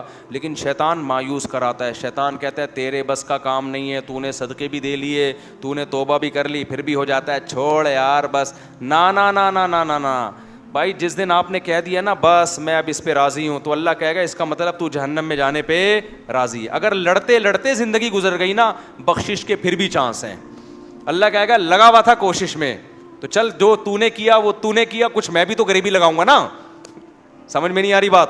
آپ بھی اللہ سے دعائیں مانگو, اے اللہ میں چھوڑنے کی کوشش کر رہا ہوں, چھڑوا دے. یہ نہیں کہنا کہ اللہ یہ برائی ایسے ہی بھی رہے تو بھی جنت میں بھیج دینا, یہ پھر غلط ہو جائے گا. کوشش میں لگا ہوا ہوں, تو مجھ سے یہ چھڑوا دے. تو لڑتے لڑتے بھی زندگی گزر گئی, کچھ غریبیاں اللہ بھی تو لگائے گا نا بھائی, کچھ اللہ بھی تو رحیم ہے نا, اللہ بھی تو کریم ہے. لیکن اگر کمپرومائز کر کے بیٹھ گئے نا بھائی ہم سے نہیں چھوٹ رہا, اللہ کہتے جب تجھ سے نہیں چھوٹ رہا تو ہم سے بھی تجھے جنت میں بھیجا نہیں جا رہا. جب تو راضی ہے تو پھر ہم بھی راضی ہیں. انلزمکموہا, اللہ کہتے ہیں ہم تجھ پہ ہدایت تھوپ دیں, وانتم لہا کارہون, اور تو چاہتا نہ ہو, تو یہ نہیں ہو سکتا. سمجھتے ہو کہ نہیں سمجھتے؟ تو اللہ اس گدے گھوڑوں والی زندگی سے ہماری بھنگیوں چماروں والی زندگی. یہ لفظ یاد رہے گا. جب بھی کوئی دوست آ کے بولا کرے نا, گرل فرینڈ بولا یار کام بھنگیوں چماروں والے کر رہا ہے یار. کام کون سے کر رہا ہے؟ بھنگیوں چماروں والے. اور جو کوئی شادی کیا کرے بولو پیغمبروں والا کام کیا ہے. دوسری شادی کی ہے, کیا کیا ہے؟ پیغمبروں. تیسری شادی پیغمبروں والا. چوتھی بھی کی ہے, بولو سلیمان علیہ السلام والا کام کر لیا تو نے. تو لیکن پھر آگے حقوق بھی ہیں, کیونکہ بہت سے لوگ شادیاں کر کر کے دائیں بائیں کر رہے ہیں سارے معاملہ, تو حقوق بھی ہیں آگے.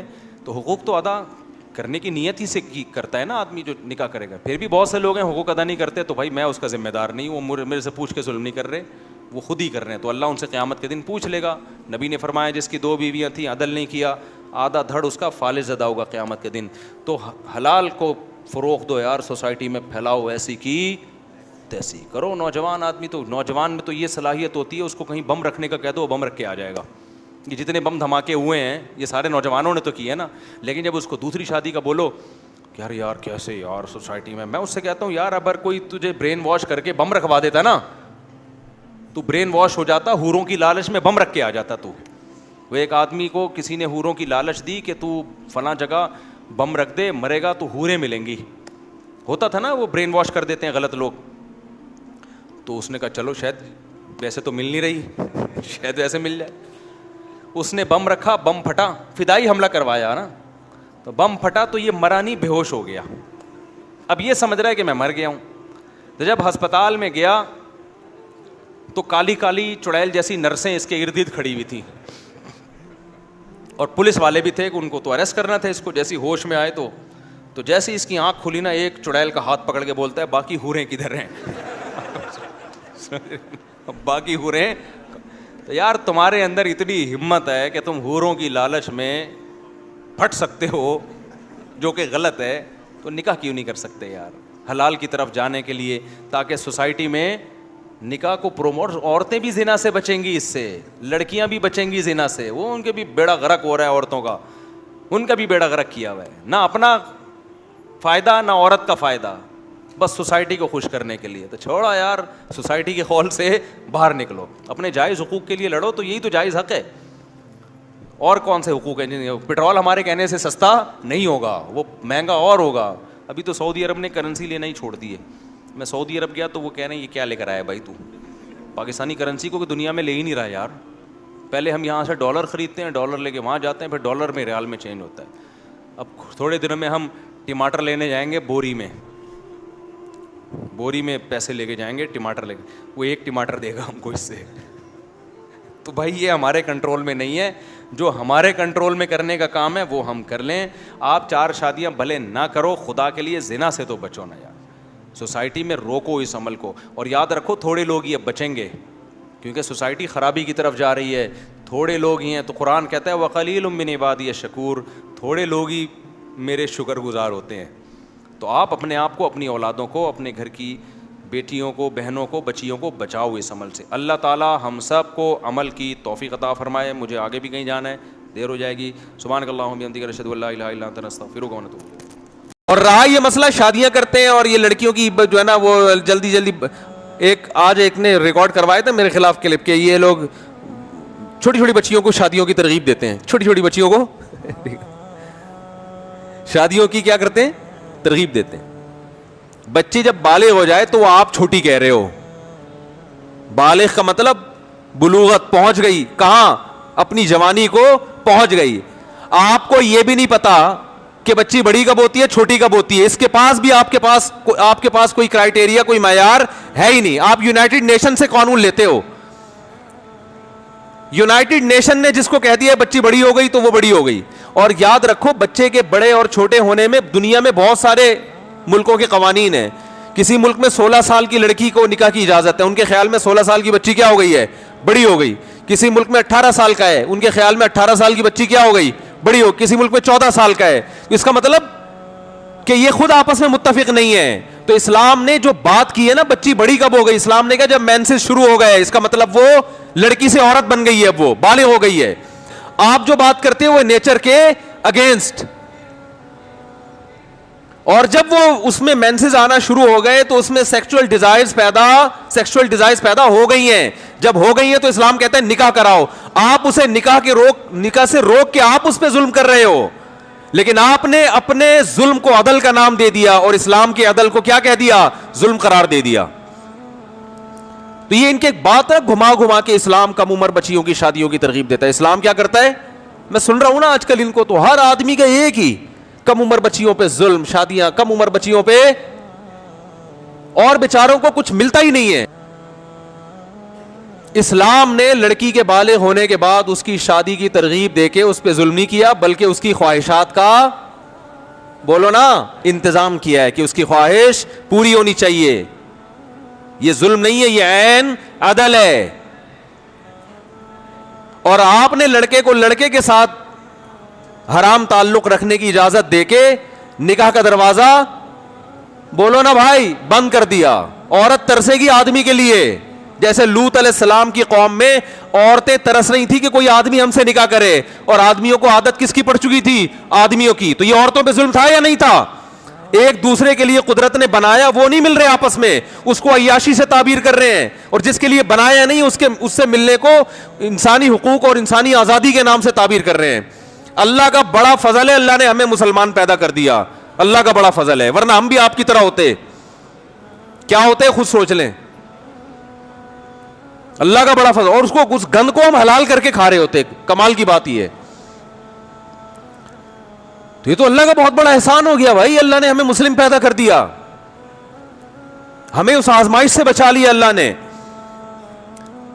اب بات آئے گی تو میں بتا دوں, رہا یہ مسئلہ, یہ لوگ کمبخت آدھی بات لیتے ہیں اور اسی کو چلا دیتے ہیں. میرا بیان ایک نے لیا ہے اور اس میں کہا کہ کم عمر بچیوں سے نکاح کی میں ترغیب دے رہا ہوں کہ بچی بالغ ہو جائے فوراً نکاح کرا دیا کرو. اس نے کہا یہ لوگ کم عمر بچیوں کا بڈھے مردوں سے نکاح کرا دیتے ہیں, حالانکہ میں نے اپنے بیان میں ایسی کوئی بات, بولو بھائی, نہیں کی ہے. کس نے اجازت دی ہے کہ ایک نو عمر بچی جو بالغ ہوئی ہے اس کا بڈھے سے نکاح کرا دو؟ اسلام میں اس بات کی بہت ویلیو ہے کہ لڑکی کا نکاح جہاں ہو رہا ہے وہ اس کے ہم پلہ ہونا چاہیے. بعض مرتبہ ایسا ہوتا ہے کہ لڑکی اپنے سے زیادہ عمر کے آدمی سے نکاح پہ راضی ہوتی ہے, وہ بھی اس کا باپ بھی. اس کی وجہ یہ کوئی مجبوری ہوتی ہے. مجبوری کے حکام الگ ہیں اور عام حکام الگ ہیں. اسلامی تاریخ میں چند ہی ایسے واقعات ملیں گے آپ کو. تو اس کی کس نے اجازت دی ہے؟ تو انلیگل ہے. اس پہ تو فقہا نے ناجائز لکھا ہے. اندرون سندھ بعض جگہوں پر ایسے ہوتا ہے کہ نو عمر لڑکی کی شادی زبردستی کر دی جاتی ہے 80 سالہ آدمی سے. ایسے کیسز کے بارے میں فقہا نے لکھا ہے یہ نکاح منعقد ہی نہیں ہوگا, کیونکہ باپ نے بیٹی کا مفاد سامنے نہیں رکھا, تو یہ نکاح کا لدم ہے. ہاں بعض جگہ ایسے ہوتا ہے کہ باپ کو یہ خطرہ ہوتا ہے, حالات ایسے خراب ہو گئے, اسے پتا ہے میں اپنی بیٹی کو ملک ٹوٹ رہا ہے, جنگ چھڑ گئی ہے, ایسے موقع پہ اس کو خطرہ ہوتا ہے کہ عزت کا جنازہ نکل جائے گا اس کا, تو وہ پھر کچھ کمپرومائز کا راستہ اختیار کرتا ہے. یا بعض دفعہ ایک لڑکی کا شوہر اس سے عمر میں زیادہ ہے لیکن اس میں کوالٹیز ایسی ہیں, اس میں ایسی خصوصیات ہیں کہ بھائی وہ زیادہ عمر ہونے کے باوجود لڑکی بھی راضی اور اس کا باپ بھی راضی اس پہ. تو جب راضی ہے تو آپ کے پیٹ میں تکلیف کیوں ہو رہی ہے؟ تو ایسے خام خام. ایک صاحب نے مجھے کہا وہ مولوی صاحب نے 20 سال کی بچی سے نکاح کر لیا, یار خود 50 سال کے ہیں. میں نے کہا بچی کو بیوقوف بنا کے نکاح کیا تو بالکل غلط کیا. اگر بیوقوف نہیں بنایا, بچی کو اپنے بارے میں پوری ڈیٹیل بتائی, اور لڑکی کے باپ کو بھی, بعض دفعہ بچی کو بیوقوف بنانا آسان ہوتا ہے, وہ کم عمر ہے, تجربہ نہیں ہے, لیکن اس کے ابا اور بھائیوں کو بیوقوف بنانا آسان نہیں ہوتا. اس کے بھائیوں سے بھی ملاقات ہوئی, باپ سے بھی ہوئی, سارے راضی, پورا خاندان. اس کا مطلب ان کے لیے اس سے بہتر رشتہ موجود نہیں تھا. تو میں نے کہا اب جو آپ کو تکلیف ہو رہی ہے نا, وہ اس کی نہیں ہو رہی کہ اس بچی نے زیادہ عمر کے آدمی سے نکاح کیوں, اب تکلیف اس لیے آپ سے کیوں نہیں کیا نکاح اس نے. اب اس کا مطلب اس کے علاوہ کچھ بھی نہیں ہے, آپ کو نہیں مل رہی. کوئی بھی 10 مصلحتیں ہوتی ہیں. دیکھو بہت سے ملحد لوگ ہیں جو اسلام کو نہیں مانتے, لیکن ان کی کمپنی میں داڑھی والے لوگ بھی جاب کر رہے ہیں, حالانکہ ان کو داڑھی بالکل پسند نہیں ہے, لیکن وہ کہتے ہیں یار جو قابلیت اس کے اندر ہے ہماری کمپنی کو ترقی دینے کے لیے, وہ قابلیت بغیر داڑھی والے میں نہیں ہے, یا اس میں نہیں ہے جو مذہب کے مخالف ہو. تو ہم نے اپنے کام کو فوکس کرنا ہے. نکاح میں بھی بہت ساری مصلحتیں ہوتی ہیں. ہمارے نبی صلی اللہ علیہ وسلم نے بعض خواتین سے نکاح اس لیے کیا کہ ان کے والد قبیلے کے سردار تھے. آپ نے اس نیت سے نکاح کر لیا کہ ان کے والد سے رشتہ داری ہوگی اور عرب سے دشمنی میں کمی واقع ہو جائے گی.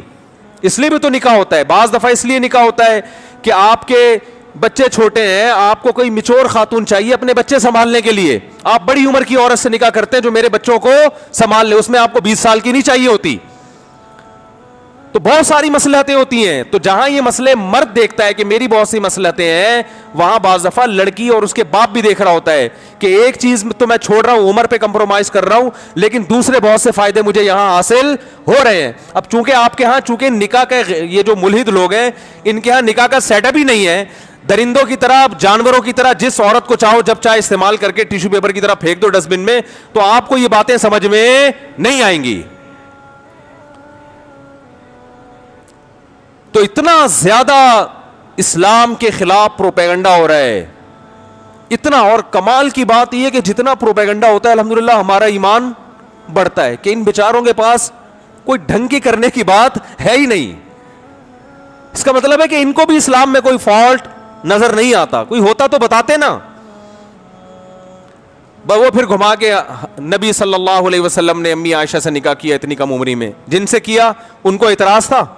آپ کہہ سکتے تو اس وقت وہ بچی تھیں, تو جب بڑی ہو گئیں اس وقت بھی وہ خوش تھیں. اس وقت وہ کہہ دیتی میرے ابا نے معاذ اللہ نقل کفر میرے ساتھ غلط کیا, اس وقت خوش تھی وہ, ان کے والد بھی خوش, وہ بھی خوش. اور وہ تو اتنا خوش کہ ہم اس کو بیان نہیں کر سکتے. وہ اس قسم کے مشورے اگر ان کو کوئی دے جا کے کہ آپ کے ساتھ ظلم ہوا ہے, وہ کہیں گے تمہارا دماغ خراب ہو گیا ہے. تو اس لیے ان تلوں میں تیل نہیں ہے. تو بات کہاں سے کہاں چلی گئی, کیا کر رہا تھا میں بات, جی ہاں, تو میں یہ عرض کر رہا تھا کہ ان لوگوں کے پاس اچھائی اور برائی کا کوئی معیار ہے ہی نہیں. اور جو مذہب سے جتنا دور ہوگا نا, یاد رکھو اس کی زندگی میں اتنی ہی زیادہ کنفیوژن ہوگی. کنفیوزڈ آدمی کی جو لائف ہوتی ہے نا, اس کی لائف ویسے ہی ہوگی. وہ یہ پریشان رہے گا بچوں کی تربیت کیسے کرنی ہے, میرا بچہ اچھا کب کون سا کام کرے گا کہ یہ کیا کہلائے اچھا, اس کو یہ نہیں پتا کہ کیا کہلائے. بیٹی بھاگ گئی گھر سے, اللہ نہ کرے کسی کی, اب وہ اسی پہ سوچتا رہے گا یار یہ ٹھیک کیا یا غلط کیا, ٹھیک کیا یا, سوچے گا بیٹھ کے یار اس لحاظ سے تو غلط کیا کہ بچی کو بھاگنا نہیں چاہیے, لیکن ٹھیک کیا اس کی اپنی لائف ہے اور میری. ایک انگریز موٹیویشنل اسپیکر ہے, وہ لوگوں کو موٹیویٹ کر رہا تھا. اس نے کوئی بک لکھی ہے, تو کسی نے اس کی کتاب پڑھ کے مجھے بتایا کہ اس نے اپنی کتاب میں یہ بات لکھی ہے. میں نے براہ راست اس کی کتاب نہیں پڑھی, نہ اس کا کوئی لیکچر سنا, لیکن ایک قریبی ریلیٹیو ہیں انہوں نے اس کی کتاب پڑھی تو مجھے بتایا کہ اس نے یہ لکھا ہے کہ ٹینشن ختم کرنے کے بہت سارے طریقے ہیں. وہ بھی ٹینشن ختم کرنے کے بہت طریقے ایجاد کیے ہوئے ہیں نا انہوں نے کہ اس طرح سے بھی ختم ہوگی. اور کمال کی بات یہ ٹینشن ختم کرنے کے طریقے بتا رہا ہوتا ہے, بعض دفعہ وہ خود کھمبے سے لٹک کے یعنی چپک کے مر رہا ہوتا ہے وہ, بعض دفعہ, ہمیشہ نہیں. کہیں آپ کہیں وہ فلاں تو تھا, وہ تو نہیں لٹکا تھا, نہ وہ چپکا تھا.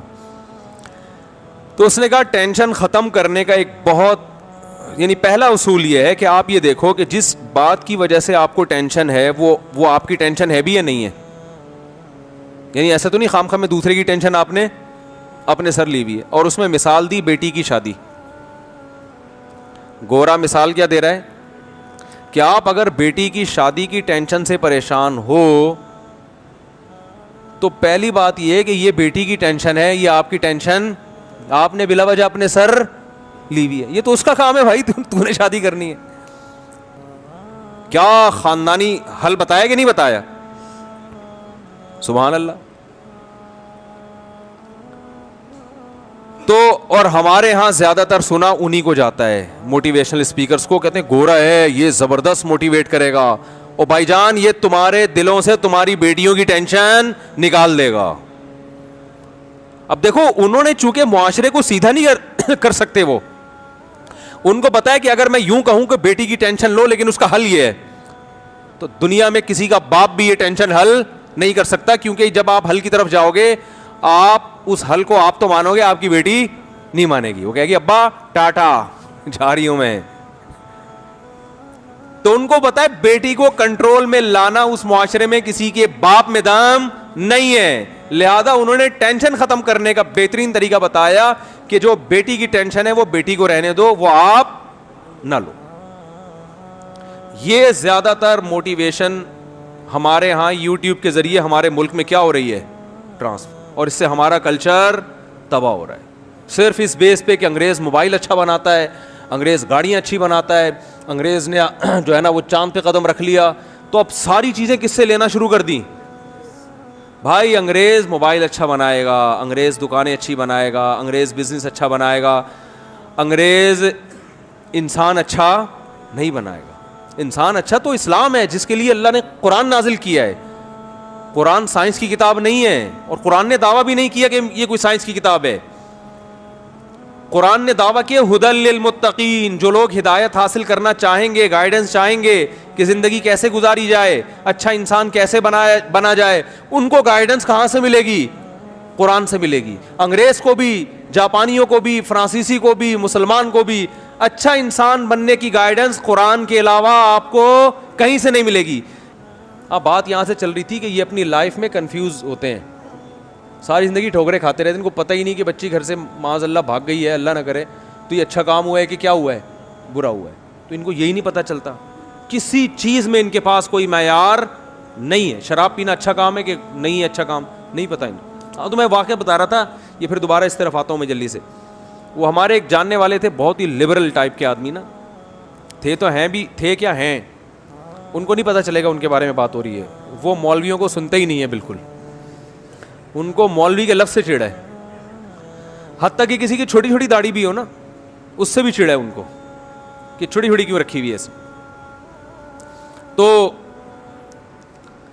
وہ ایک دن مجھے کہنے لگے کہ وہ کسی پنجاب میں کہیں واقعہ سنا رہے تھے کہ یار وہ ایک صاحب ہیں, کسی خاتون کے گھر جاتے ہیں, ہمارے پڑوس میں پنجاب میں کہیں رہتے تھے وہ, تو وہ پڑوس میں وہ ان کے اہل خانہ میں جو خاتون ہیں ان سے تھوڑے سے اچھے ریلیشن نہیں ہیں ان کے. تو میں نے کہا یہ کیوں, تو آپ کو کیا یعنی اس پہ مطلب یہ کہ آپ کیوں پریشان ہیں اس پہ, یہ تو نہیں میں نے کہا کیا کیا تھا, مطلب کہ آپ کو کیا مسئلہ کیا ہے آپ کے ساتھ. تو انہوں نے کہا یہ غلط ہے, یہ کیا ہو رہا ہے, غلط. میں نے کہا کیوں غلط ہے. وہ خاتون جب ایگری ہیں, یہ صاحب آ رہے ہیں آپس میں, ان کی سلام دعا ہو یا کچھ بھی ہو, ہمیں کہ اللہ معاف فرمائے, جو بھی ہو رہا ہے, تنہائی میں مل رہے ہیں, تو کیا اس میں کیا ہے پرابلم, کیا ہے اس میں. کہہ رہے دیکھیں سوسائٹی اس چیز کو پسند, اسلام تو کبھی پھوٹے منہ زبان سے نہیں نکلے گا نا, اسلام سے تو ایسا چڑ ہے, کیونکہ اگر نام لے لیں اسلام اس کو پسند نہیں کرتا تو اسلام تو پھر بہت ساری اور بھی چیزیں جن کو پسند نہیں کر رہا. کہہ رہے ہیں سوسائٹی اس کو قبول نہیں کرتی. سوسائٹی جو ہے نا, معاشرہ کہتے تو تھوڑا سا ان کو برا لگتا کہ یار یہ مولوی صاحب سمجھیں گے میں بہت ہی پرانے زمانے کا آدمی ہوں. انہوں نے کہا ہماری سوسائٹی اس کو قبول نہیں کرتی. میں تو بہت جگہوں پہ ادب تمیز میں خاموش رہتا ہوں, ہر جگہ ہر بات کرنے کی نہیں ہوتی. میرے ساتھ ایک صاحب بیٹھے ہوئے تھے, وہ بھڑ گئے ان سے, میں چاہ رہا تھا بھڑوں لیکن میں نہیں ہر جگہ بھڑتا. ایک آدمی پہلے ہی علماء سے اتنا بتکا ہوا ہے تو اس سے کیا بحث کی جائے. جب تک وہ خود نہیں چاہے گا پوچھنا, تحقیق کرنا, ہم سے رابطہ خود نہیں کرے گا, ہم کیوں ہر ایک کے الجھیں بھائی, کیونکہ بات اس سے بننے کے بجائے بگڑتی ہے. میں چپ بیٹھا ہوا تھا, دوسرے صاحب بگڑ گئے. انہوں نے کہا اگر سوسائٹی میں اس کی پرمیشن ہو پھر ٹھیک ہے, نہیں سوسائٹی اگر اس کی اجازت دے دے پھر ٹھیک ہے. اب وہ چپ. میں بتا رہا ہوں نا یہ کیا ہوتے ہیں, کنفیوز, ان کو نہیں پتا اچھا کیا ہے اور برا کیا. اب وہ اگر یہ کہتے ہیں ہاں پھر ٹھیک ہے, اس کا مطلب پھر سوسائٹی اس سے بھی آگے چلی جائے. ارے تو پھر اس سے بھی آگے جائے سوسائٹی, وہ بھی ٹھیک ہے, کیونکہ پھر میں بیٹھا ہوا تھا. میں نے کہا اب اگر انہوں نے کہا نا ٹھیک ہے تو پھر میں پھر اب میں میدان میں کود جاؤں گا. پھر میں ان کو ایسی مثالیں دوں گا کہ پھر یہ بھی ٹھیک ہے, پھر یہ بھی ٹھیک ہے. کیونکہ لوط علیہ السلام کی جو سوسائٹی تھی وہ تو سوسائٹی تو اس کے ہاں تو یہ لیگل نہیں تھا, جو کچھ وہ گندگی کر رہے تھے وہ تو سوسائٹی کی وجہ سے کر رہے تھے نا. جب لوط علیہ السلام نے ان سے کہا کہ تم غلط کر رہے ہو, انہوں نے کہا ہماری سوسائٹی میں یہی رواج ہے, آپ کو رہنا رہیں ورنہ یہاں سے آپ چلے جائیں. یہ تو قرآن کے الفاظ ہیں. تو ان بیچاروں کو کے پاس کوئی معیار بولو بھائی نہیں ہے, اور یہ صرف ان کے پاس نہیں, اسلام کے علاوہ کسی کے پاس بھی نہیں ہے. تبھی یہ قانون بناتے ہیں, چینج کرتے ہیں, بناتے ہیں, چینج کرتے ہیں, یہ بنایا پھر چینج کیا. یہ ہمارے 1400 سال سے جو سسٹم ہے نا وہ اب تک چینج بولو بھائی نہیں ہوا, وہی چلا آ رہا ہے. ہماری جو مدارس میں فقہ کی کتابیں پڑھائی جاتی ہیں نا, کوئی 1200 سال پہلے لکھی ہے, کوئی 1300 سال پہلے لکھی ہوئی ہے بھائی, اور لکھی ہے. قانون تو نبی کے دور میں آ گیا تھا ریٹن فارم میں, کوئی 1300 سال پہلے لکھا گیا, کسی کو 1200 سال پہلے ریٹن فارم میں. قانون تو وہ تو صحابہ میں تو تھا, فقہا نے بعد میں لکھا ہے اس کو. وہ قانون آپ پڑھو, آپ حیران ہو جاؤ گے. اور آپ کی اطلاع کے لیے عرض ہے, 100 سال پہلے تک وہی فقہ جو لا ہے نا, جو خاص طور پر تجارت سے متعلق یا کتاب القضاء عدالتی قوانین سے متعلق, وہ یورپ کی یونیورسٹیوں میں بھی پڑھایا جاتا ہے. گوروں نے سارا مال وہیں سے لیا ہے. اب تک بہت سی ٹرم ایسی ہیں جو ہماری استعمال ہو رہی ہیں, بہت سی اصطلاحات ہماری استعمال ہو رہی ہیں. تو وہ قانون الحمدللہ چینج نہیں ہو رہا, اور آج تک کامیابی کے ساتھ چل رہا ہے. یہ لوگ طلاق کے احکامات کا بڑا مذاق اڑاتے ہیں کہ اسلام میں طلاق کا نظام کیسے, 3 طلاقیں نکالی, بیوی ہمیشہ کے لیے حرام, 2 لفظ بولنے سے اتنا بڑا تباہی آ رہی ہے, اور بڑے کچھ اعتراضات کرتے ہیں. اتنے سوال پیدا ہوتا ہے, آپ گراؤنڈ ریئلٹی کیا ہے؟ یہ اسلام کا نظام ہے طلاق کا, جس کو آپ ظلم کہہ رہے ہو. لیکن سب سے خاندان فیملی سسٹم پوری دنیا میں کس کا ہے؟ سب سے مضبوط فیملی سسٹم مسلمانوں کا ہے. یہ ریسرچ ہے. سب سے کم ڈیورس کا ریشو اس قوم میں ہے, مسلمانوں میں. اس کا مطلب آپ جس قانون کو غلط سمجھ رہے ہو, آپ کی مینٹل جو لیول ہے وہاں تک ہے نہیں, وہ آپ اپنی علمی کی وجہ سے. یہی اسلام کا حسن ہے کہ جو قانون آپ کو اچھے نہیں لگ رہے, لیکن جب دنیا میں نافذ کیا گیا تو ان کا اچھا ہونا ثابت ہوا ہے. بات آ رہی ہے سمجھ میں کہ نہیں آ رہی؟ ہم 1-2 خاندانوں کو دیکھ کے اندازہ لگاتے ہیں, اس نے 3 طلاقیں دے دی, گھر اجڑ گیا. قانون اکثریت کو دیکھ کے بنایا جاتا ہے, چند ایک کو دیکھ کر نہیں. وہ ایک کا اجڑتا ہے تو 100 کے گھر بستے ہیں. وہ پھر وہ زبانوں کو کنٹرول کرتے ہیں. ہاں, جب سے یہ اسلام کے نام پہ جو نام نہاد لبرلز پیدا ہوئے ہیں نا, غامدی صاحب جیسے, معذرت کے ساتھ, اس کے بعد سے اسلام کا بیڑا غرق ہونا شروع ہو گیا ہے. مسلمانوں کا بیڑا غرق ہونا شروع ہو گیا اس کے بعد. اسلام کی ایسی تشریحات جو 1400 سال میں کسی نے نہیں کی تھی, ہر چیز پہ لیبل لگا دیا. اب پتہ نہیں ابن العربی کے حوالے سے محترم کا کوئی نیا ملفوظ آیا ہے کہ ختم نبوت جو ہے وہ نبی کے بعد نیا نبی آ سکتا ہے, اور یہ ختم نبوت کے منافی نہیں ہے. اور ابن العربی کو شیخ اکبر بنا کے, پتہ نہیں ابن عربی میں نے کیا لکھا ہے وہ تو میں نے نہیں دیکھا, لیکن اگر لکھا ہے تو غلط لکھا ہے. اور ویسے بھی آپ تو فقہا کو یا کسی بھی بزرگ کو ویسے ہی نہیں مانتے, آپ تو ڈائریکٹ قرآن, ڈائریکٹ ہر بات میں آپ کہتے ہیں میں تو کسی کو نہیں مانتا. آج آپ مانیں تو ایسا مانیں, ختم نبوت کے مسئلے پہ ایک شخص کو ایسا مانیں کہ پوری قرآن, پوری احادیث ایک طرف, اور تمام فقہا, تمام محدثین ایک طرف, اور ابن العربی آج شیخ اکبر بھی بن گئے, اور اسلامی دنیا کے سب سے بڑے مفسر بھی بن گئے وہ. تو یہ تو ناانصافی ہے نا, کیا خیال ہے بھائی؟ وہ ملفوظ آ رہے تھے لیکن وہ انتقال ہو گیا, ابھی چھوڑو, رہنے دو, سمجھ گئے ہوں گے آپ لوگ. تو بھائی ہمارے پاس وہ بات میں نے لے کے جو شروع کی تھی نا, وہ پھر میں انشاءاللہ, اللہ نے ہمیں ہمارا جو ماضی یاد دلایا ہے وہ اس لیے دلاتے ہیں کہ ہم اپنی اوقات میں رہیں, کیونکہ ہم تکبر کا شکار ہو جاتے ہیں. اور جو سائیکل چلاتے تھے نا بچپن میں, تو آج لینڈ کروزر میں سائیکل والوں کو توہین سے. یہ ٹاپک ادھورا رہ گیا ہے, انشاءاللہ پھر بعد میں اس کو کسی وقت پورا کریں گے. بیان میں ایک چھوٹی سی بات کمپلیٹ کر کے پھر میں سوالات کا جواب دیتا ہوں. یہ جو ہمارے معاشرے کا ایک نیگیٹو پہلو دکھایا جاتا ہے نا, فلاں نے عورت پہ تیزاب پھینک دیا, فلاں مولانا نے یہ غیر اخلاقی حرکت کر لی, فلاں یہ کر رہا ہے, فلاں یہ کر رہا ہے, تو دیکھو یہ مسلمان, یہ تیسری دنیا کے لوگ ایسے ہوتے ہیں. تو میں نے اس کا ایک جواب تو یہ دیا کہ ہمارے یہاں کوئی ایک واقعہ بھی ہوتا ہے نا, سفید کپڑوں پہ ایک داغ بھی ہوتا ہے تو نظر آتا ہے, یہ ہمارے سفید ہونے کی علامت ہے, سمجھ رہے کہ ایک داغ بھی ہوگا تو نظر آتا ہے. اور جن لوگوں کا کلچر ان داغوں سے بھرا ہوا ہے وہاں یہ واقعات صبح و شام ہوتے ہیں, ان کو وہ لفٹ نہیں کراتے, یہ ہو گیا وہ ہو گیا, چلتا ہے, یہ کوئی اتنی بڑی بات نہیں ہے.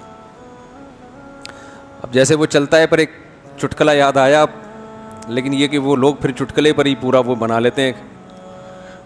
ایک آدمی, چھوڑا یار بہت زیادہ ہو جائے گا, وہ لوگ میمز بنا لیتے ہیں آج کل, جو اس میں میسج ہوتا ہے, جو سبق مل رہا ہوتا ہے وہ سبق کو فوکس نہیں کیا جاتا, وہ ایک لطیفہ برائے لطیفہ چلا دیتے ہیں.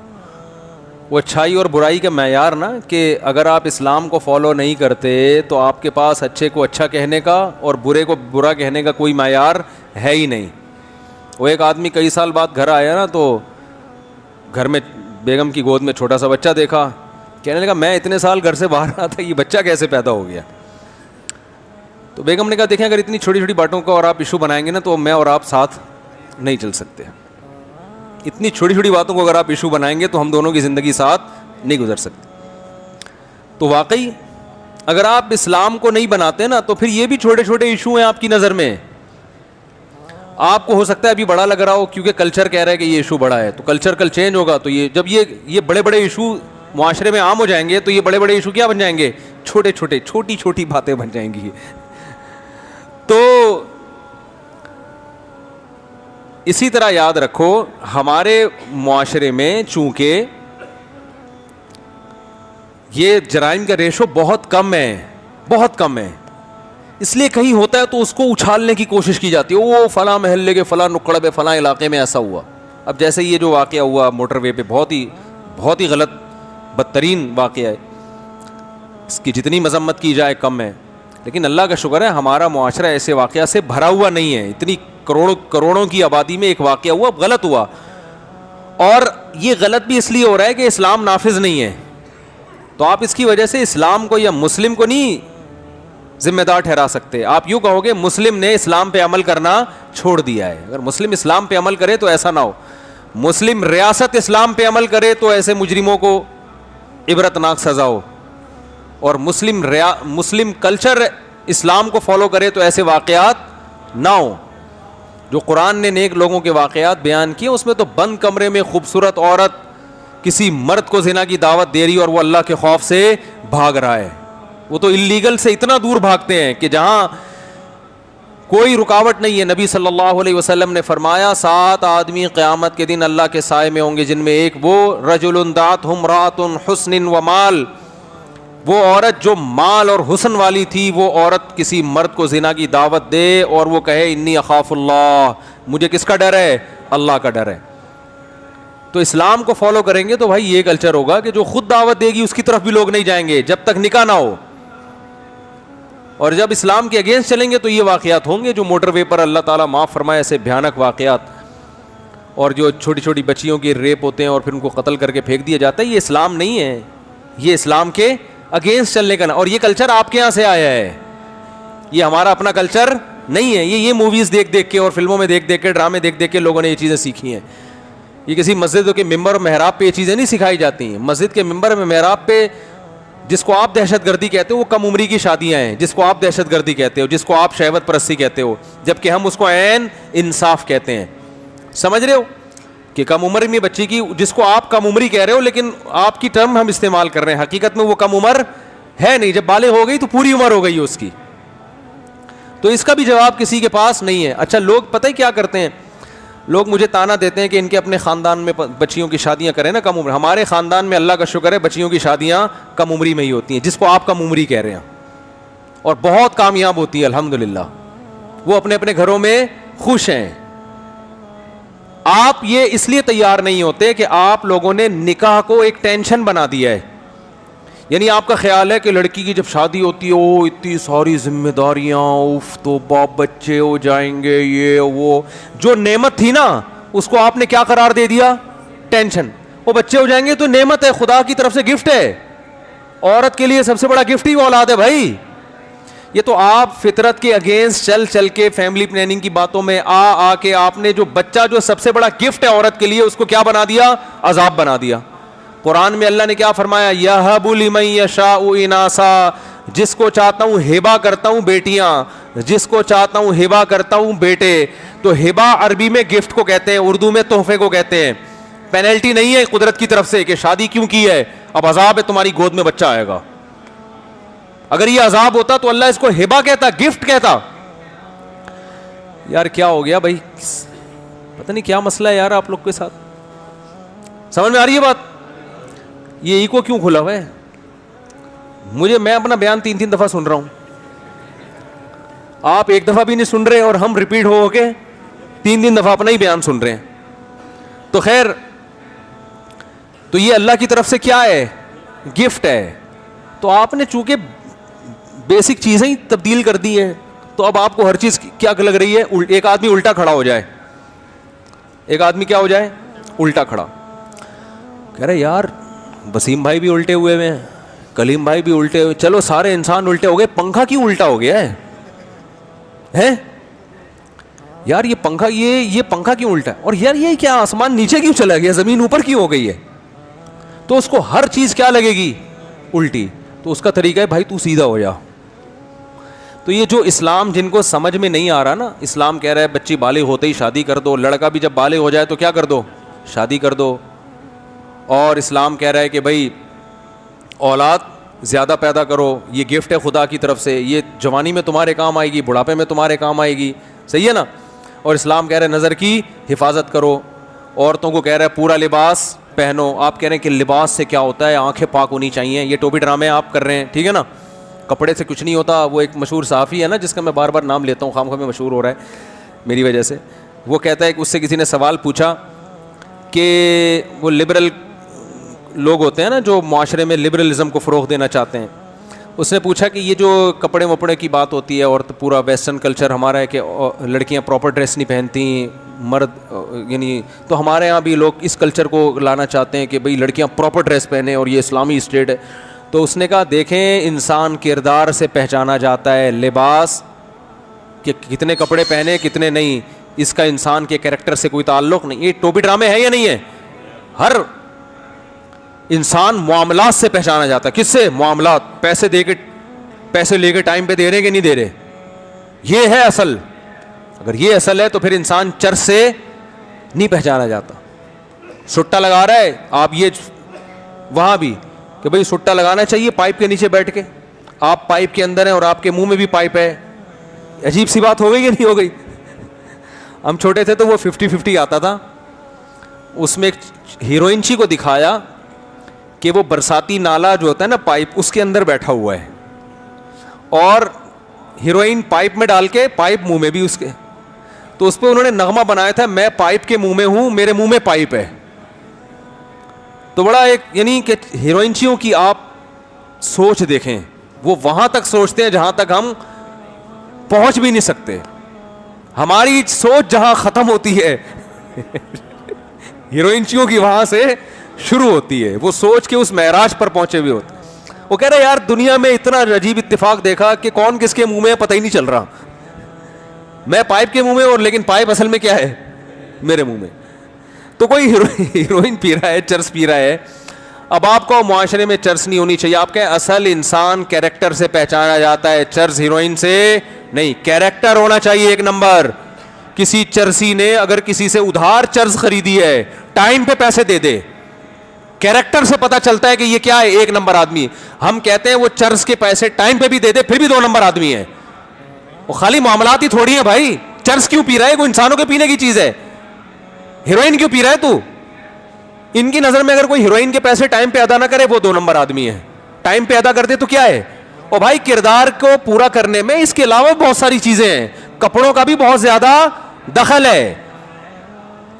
تو حسن نثار ہے، نام لینے میں کوئی حرج نہیں ہے. وہ ان کا مقصد ہی یہی ہے کہ ہر وقت علماء کو، دینداروں کو اور اپنے معاشرے کا جو پاکستانیوں کو ہر وقت برا کہنا، اپنا جو ہے نا نیگیٹو پہلو دکھانا دنیا کے سامنے، اور یورپ اور گوروں کے نیگیٹو پہلو پہ کو اچھا بنا کے پیش کرنا. ان کو بٹھایا اس کام کے لیے.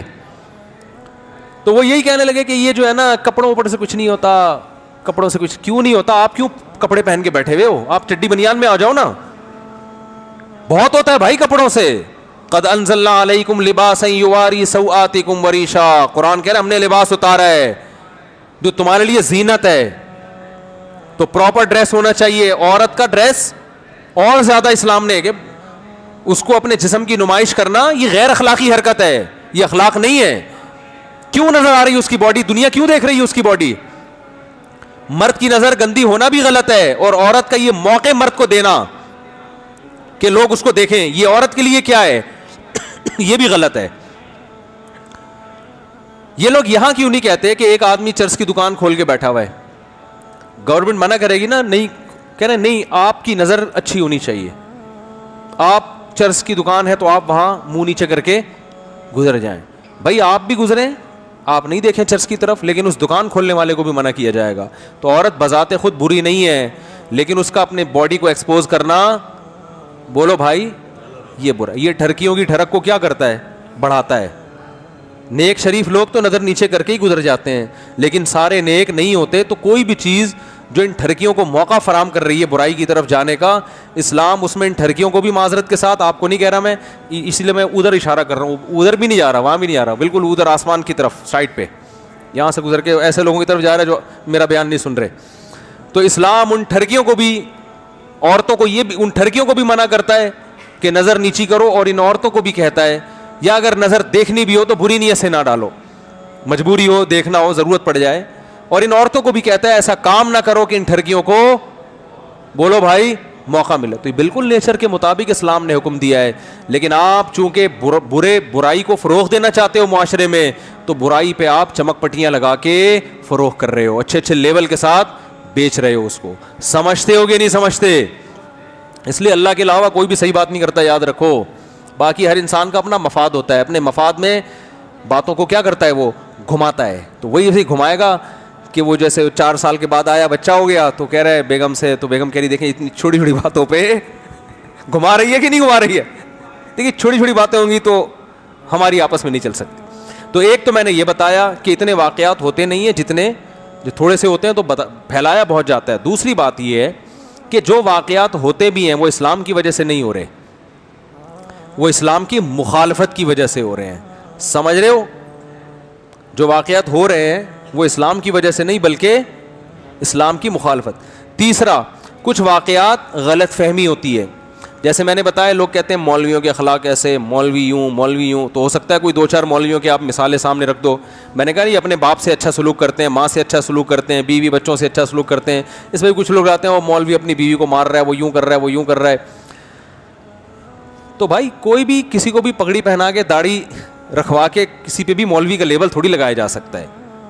دوسری بات یہ ہے کہ اگر کوئی اپنی بیوی سے بد اخلاق ہے, میرے پاس تو بہت میاں بیوی کے کیس آتے ہیں. ماں باپ اور اولاد کا اتنے مسئلے نہیں ہوتے, زیادہ تر ایشوز کہاں ہوتے ہیں, میاں بیوی کے. تبھی قرآن نے ان کے جھگڑوں کو زیادہ اہمیت سے بیان کیا ہے, کیونکہ اللہ کو پتا تھا یہ دونوں زیادہ لڑیں گے.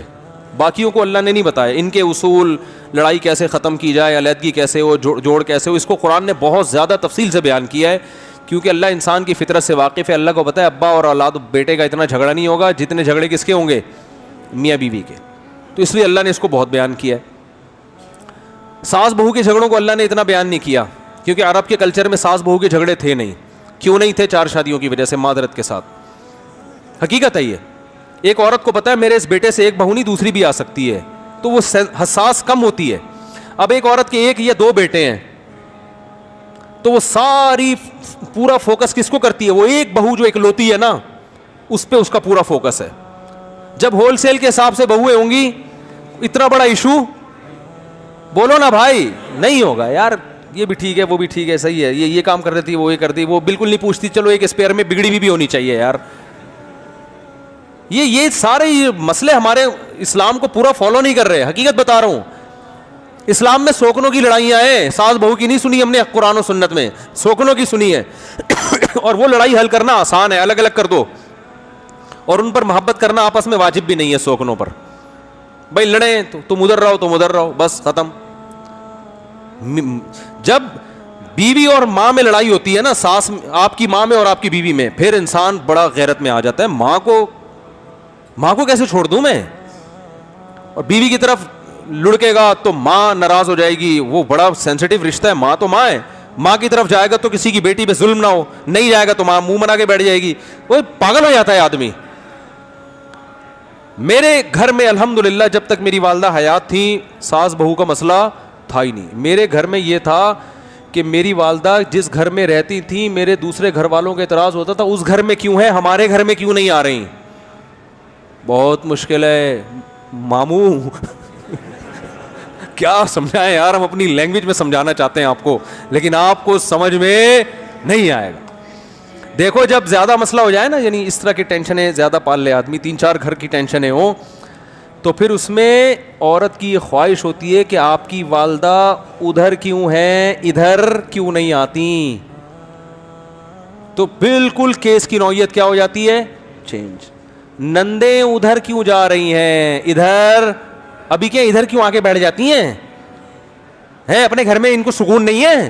ان کمبختوں کو یہ ہوتی ہے نا باتیں. آپ کی بہنوں کو لگتا ہے اپنے گھر میں ان کی سسرال والے لفٹ نہیں کراتے, ہر دوسرے دن آ کے یہاں کے بیٹھ جائیں گی. پھر کیا ہوگا, کیس کی نوعیت چینج. وہاں کیوں جا کے بیٹھ جاتی ہیں, کیا میں ان کی بھابھی نہیں ہوں, اس کو زیادہ فوکس کیا جا رہا ہے. بالکل نوعیت کیا ہو جائے گی, چینج. تو وہ سارے آداب ہی لیکن اپنی ذمہ داری پہ.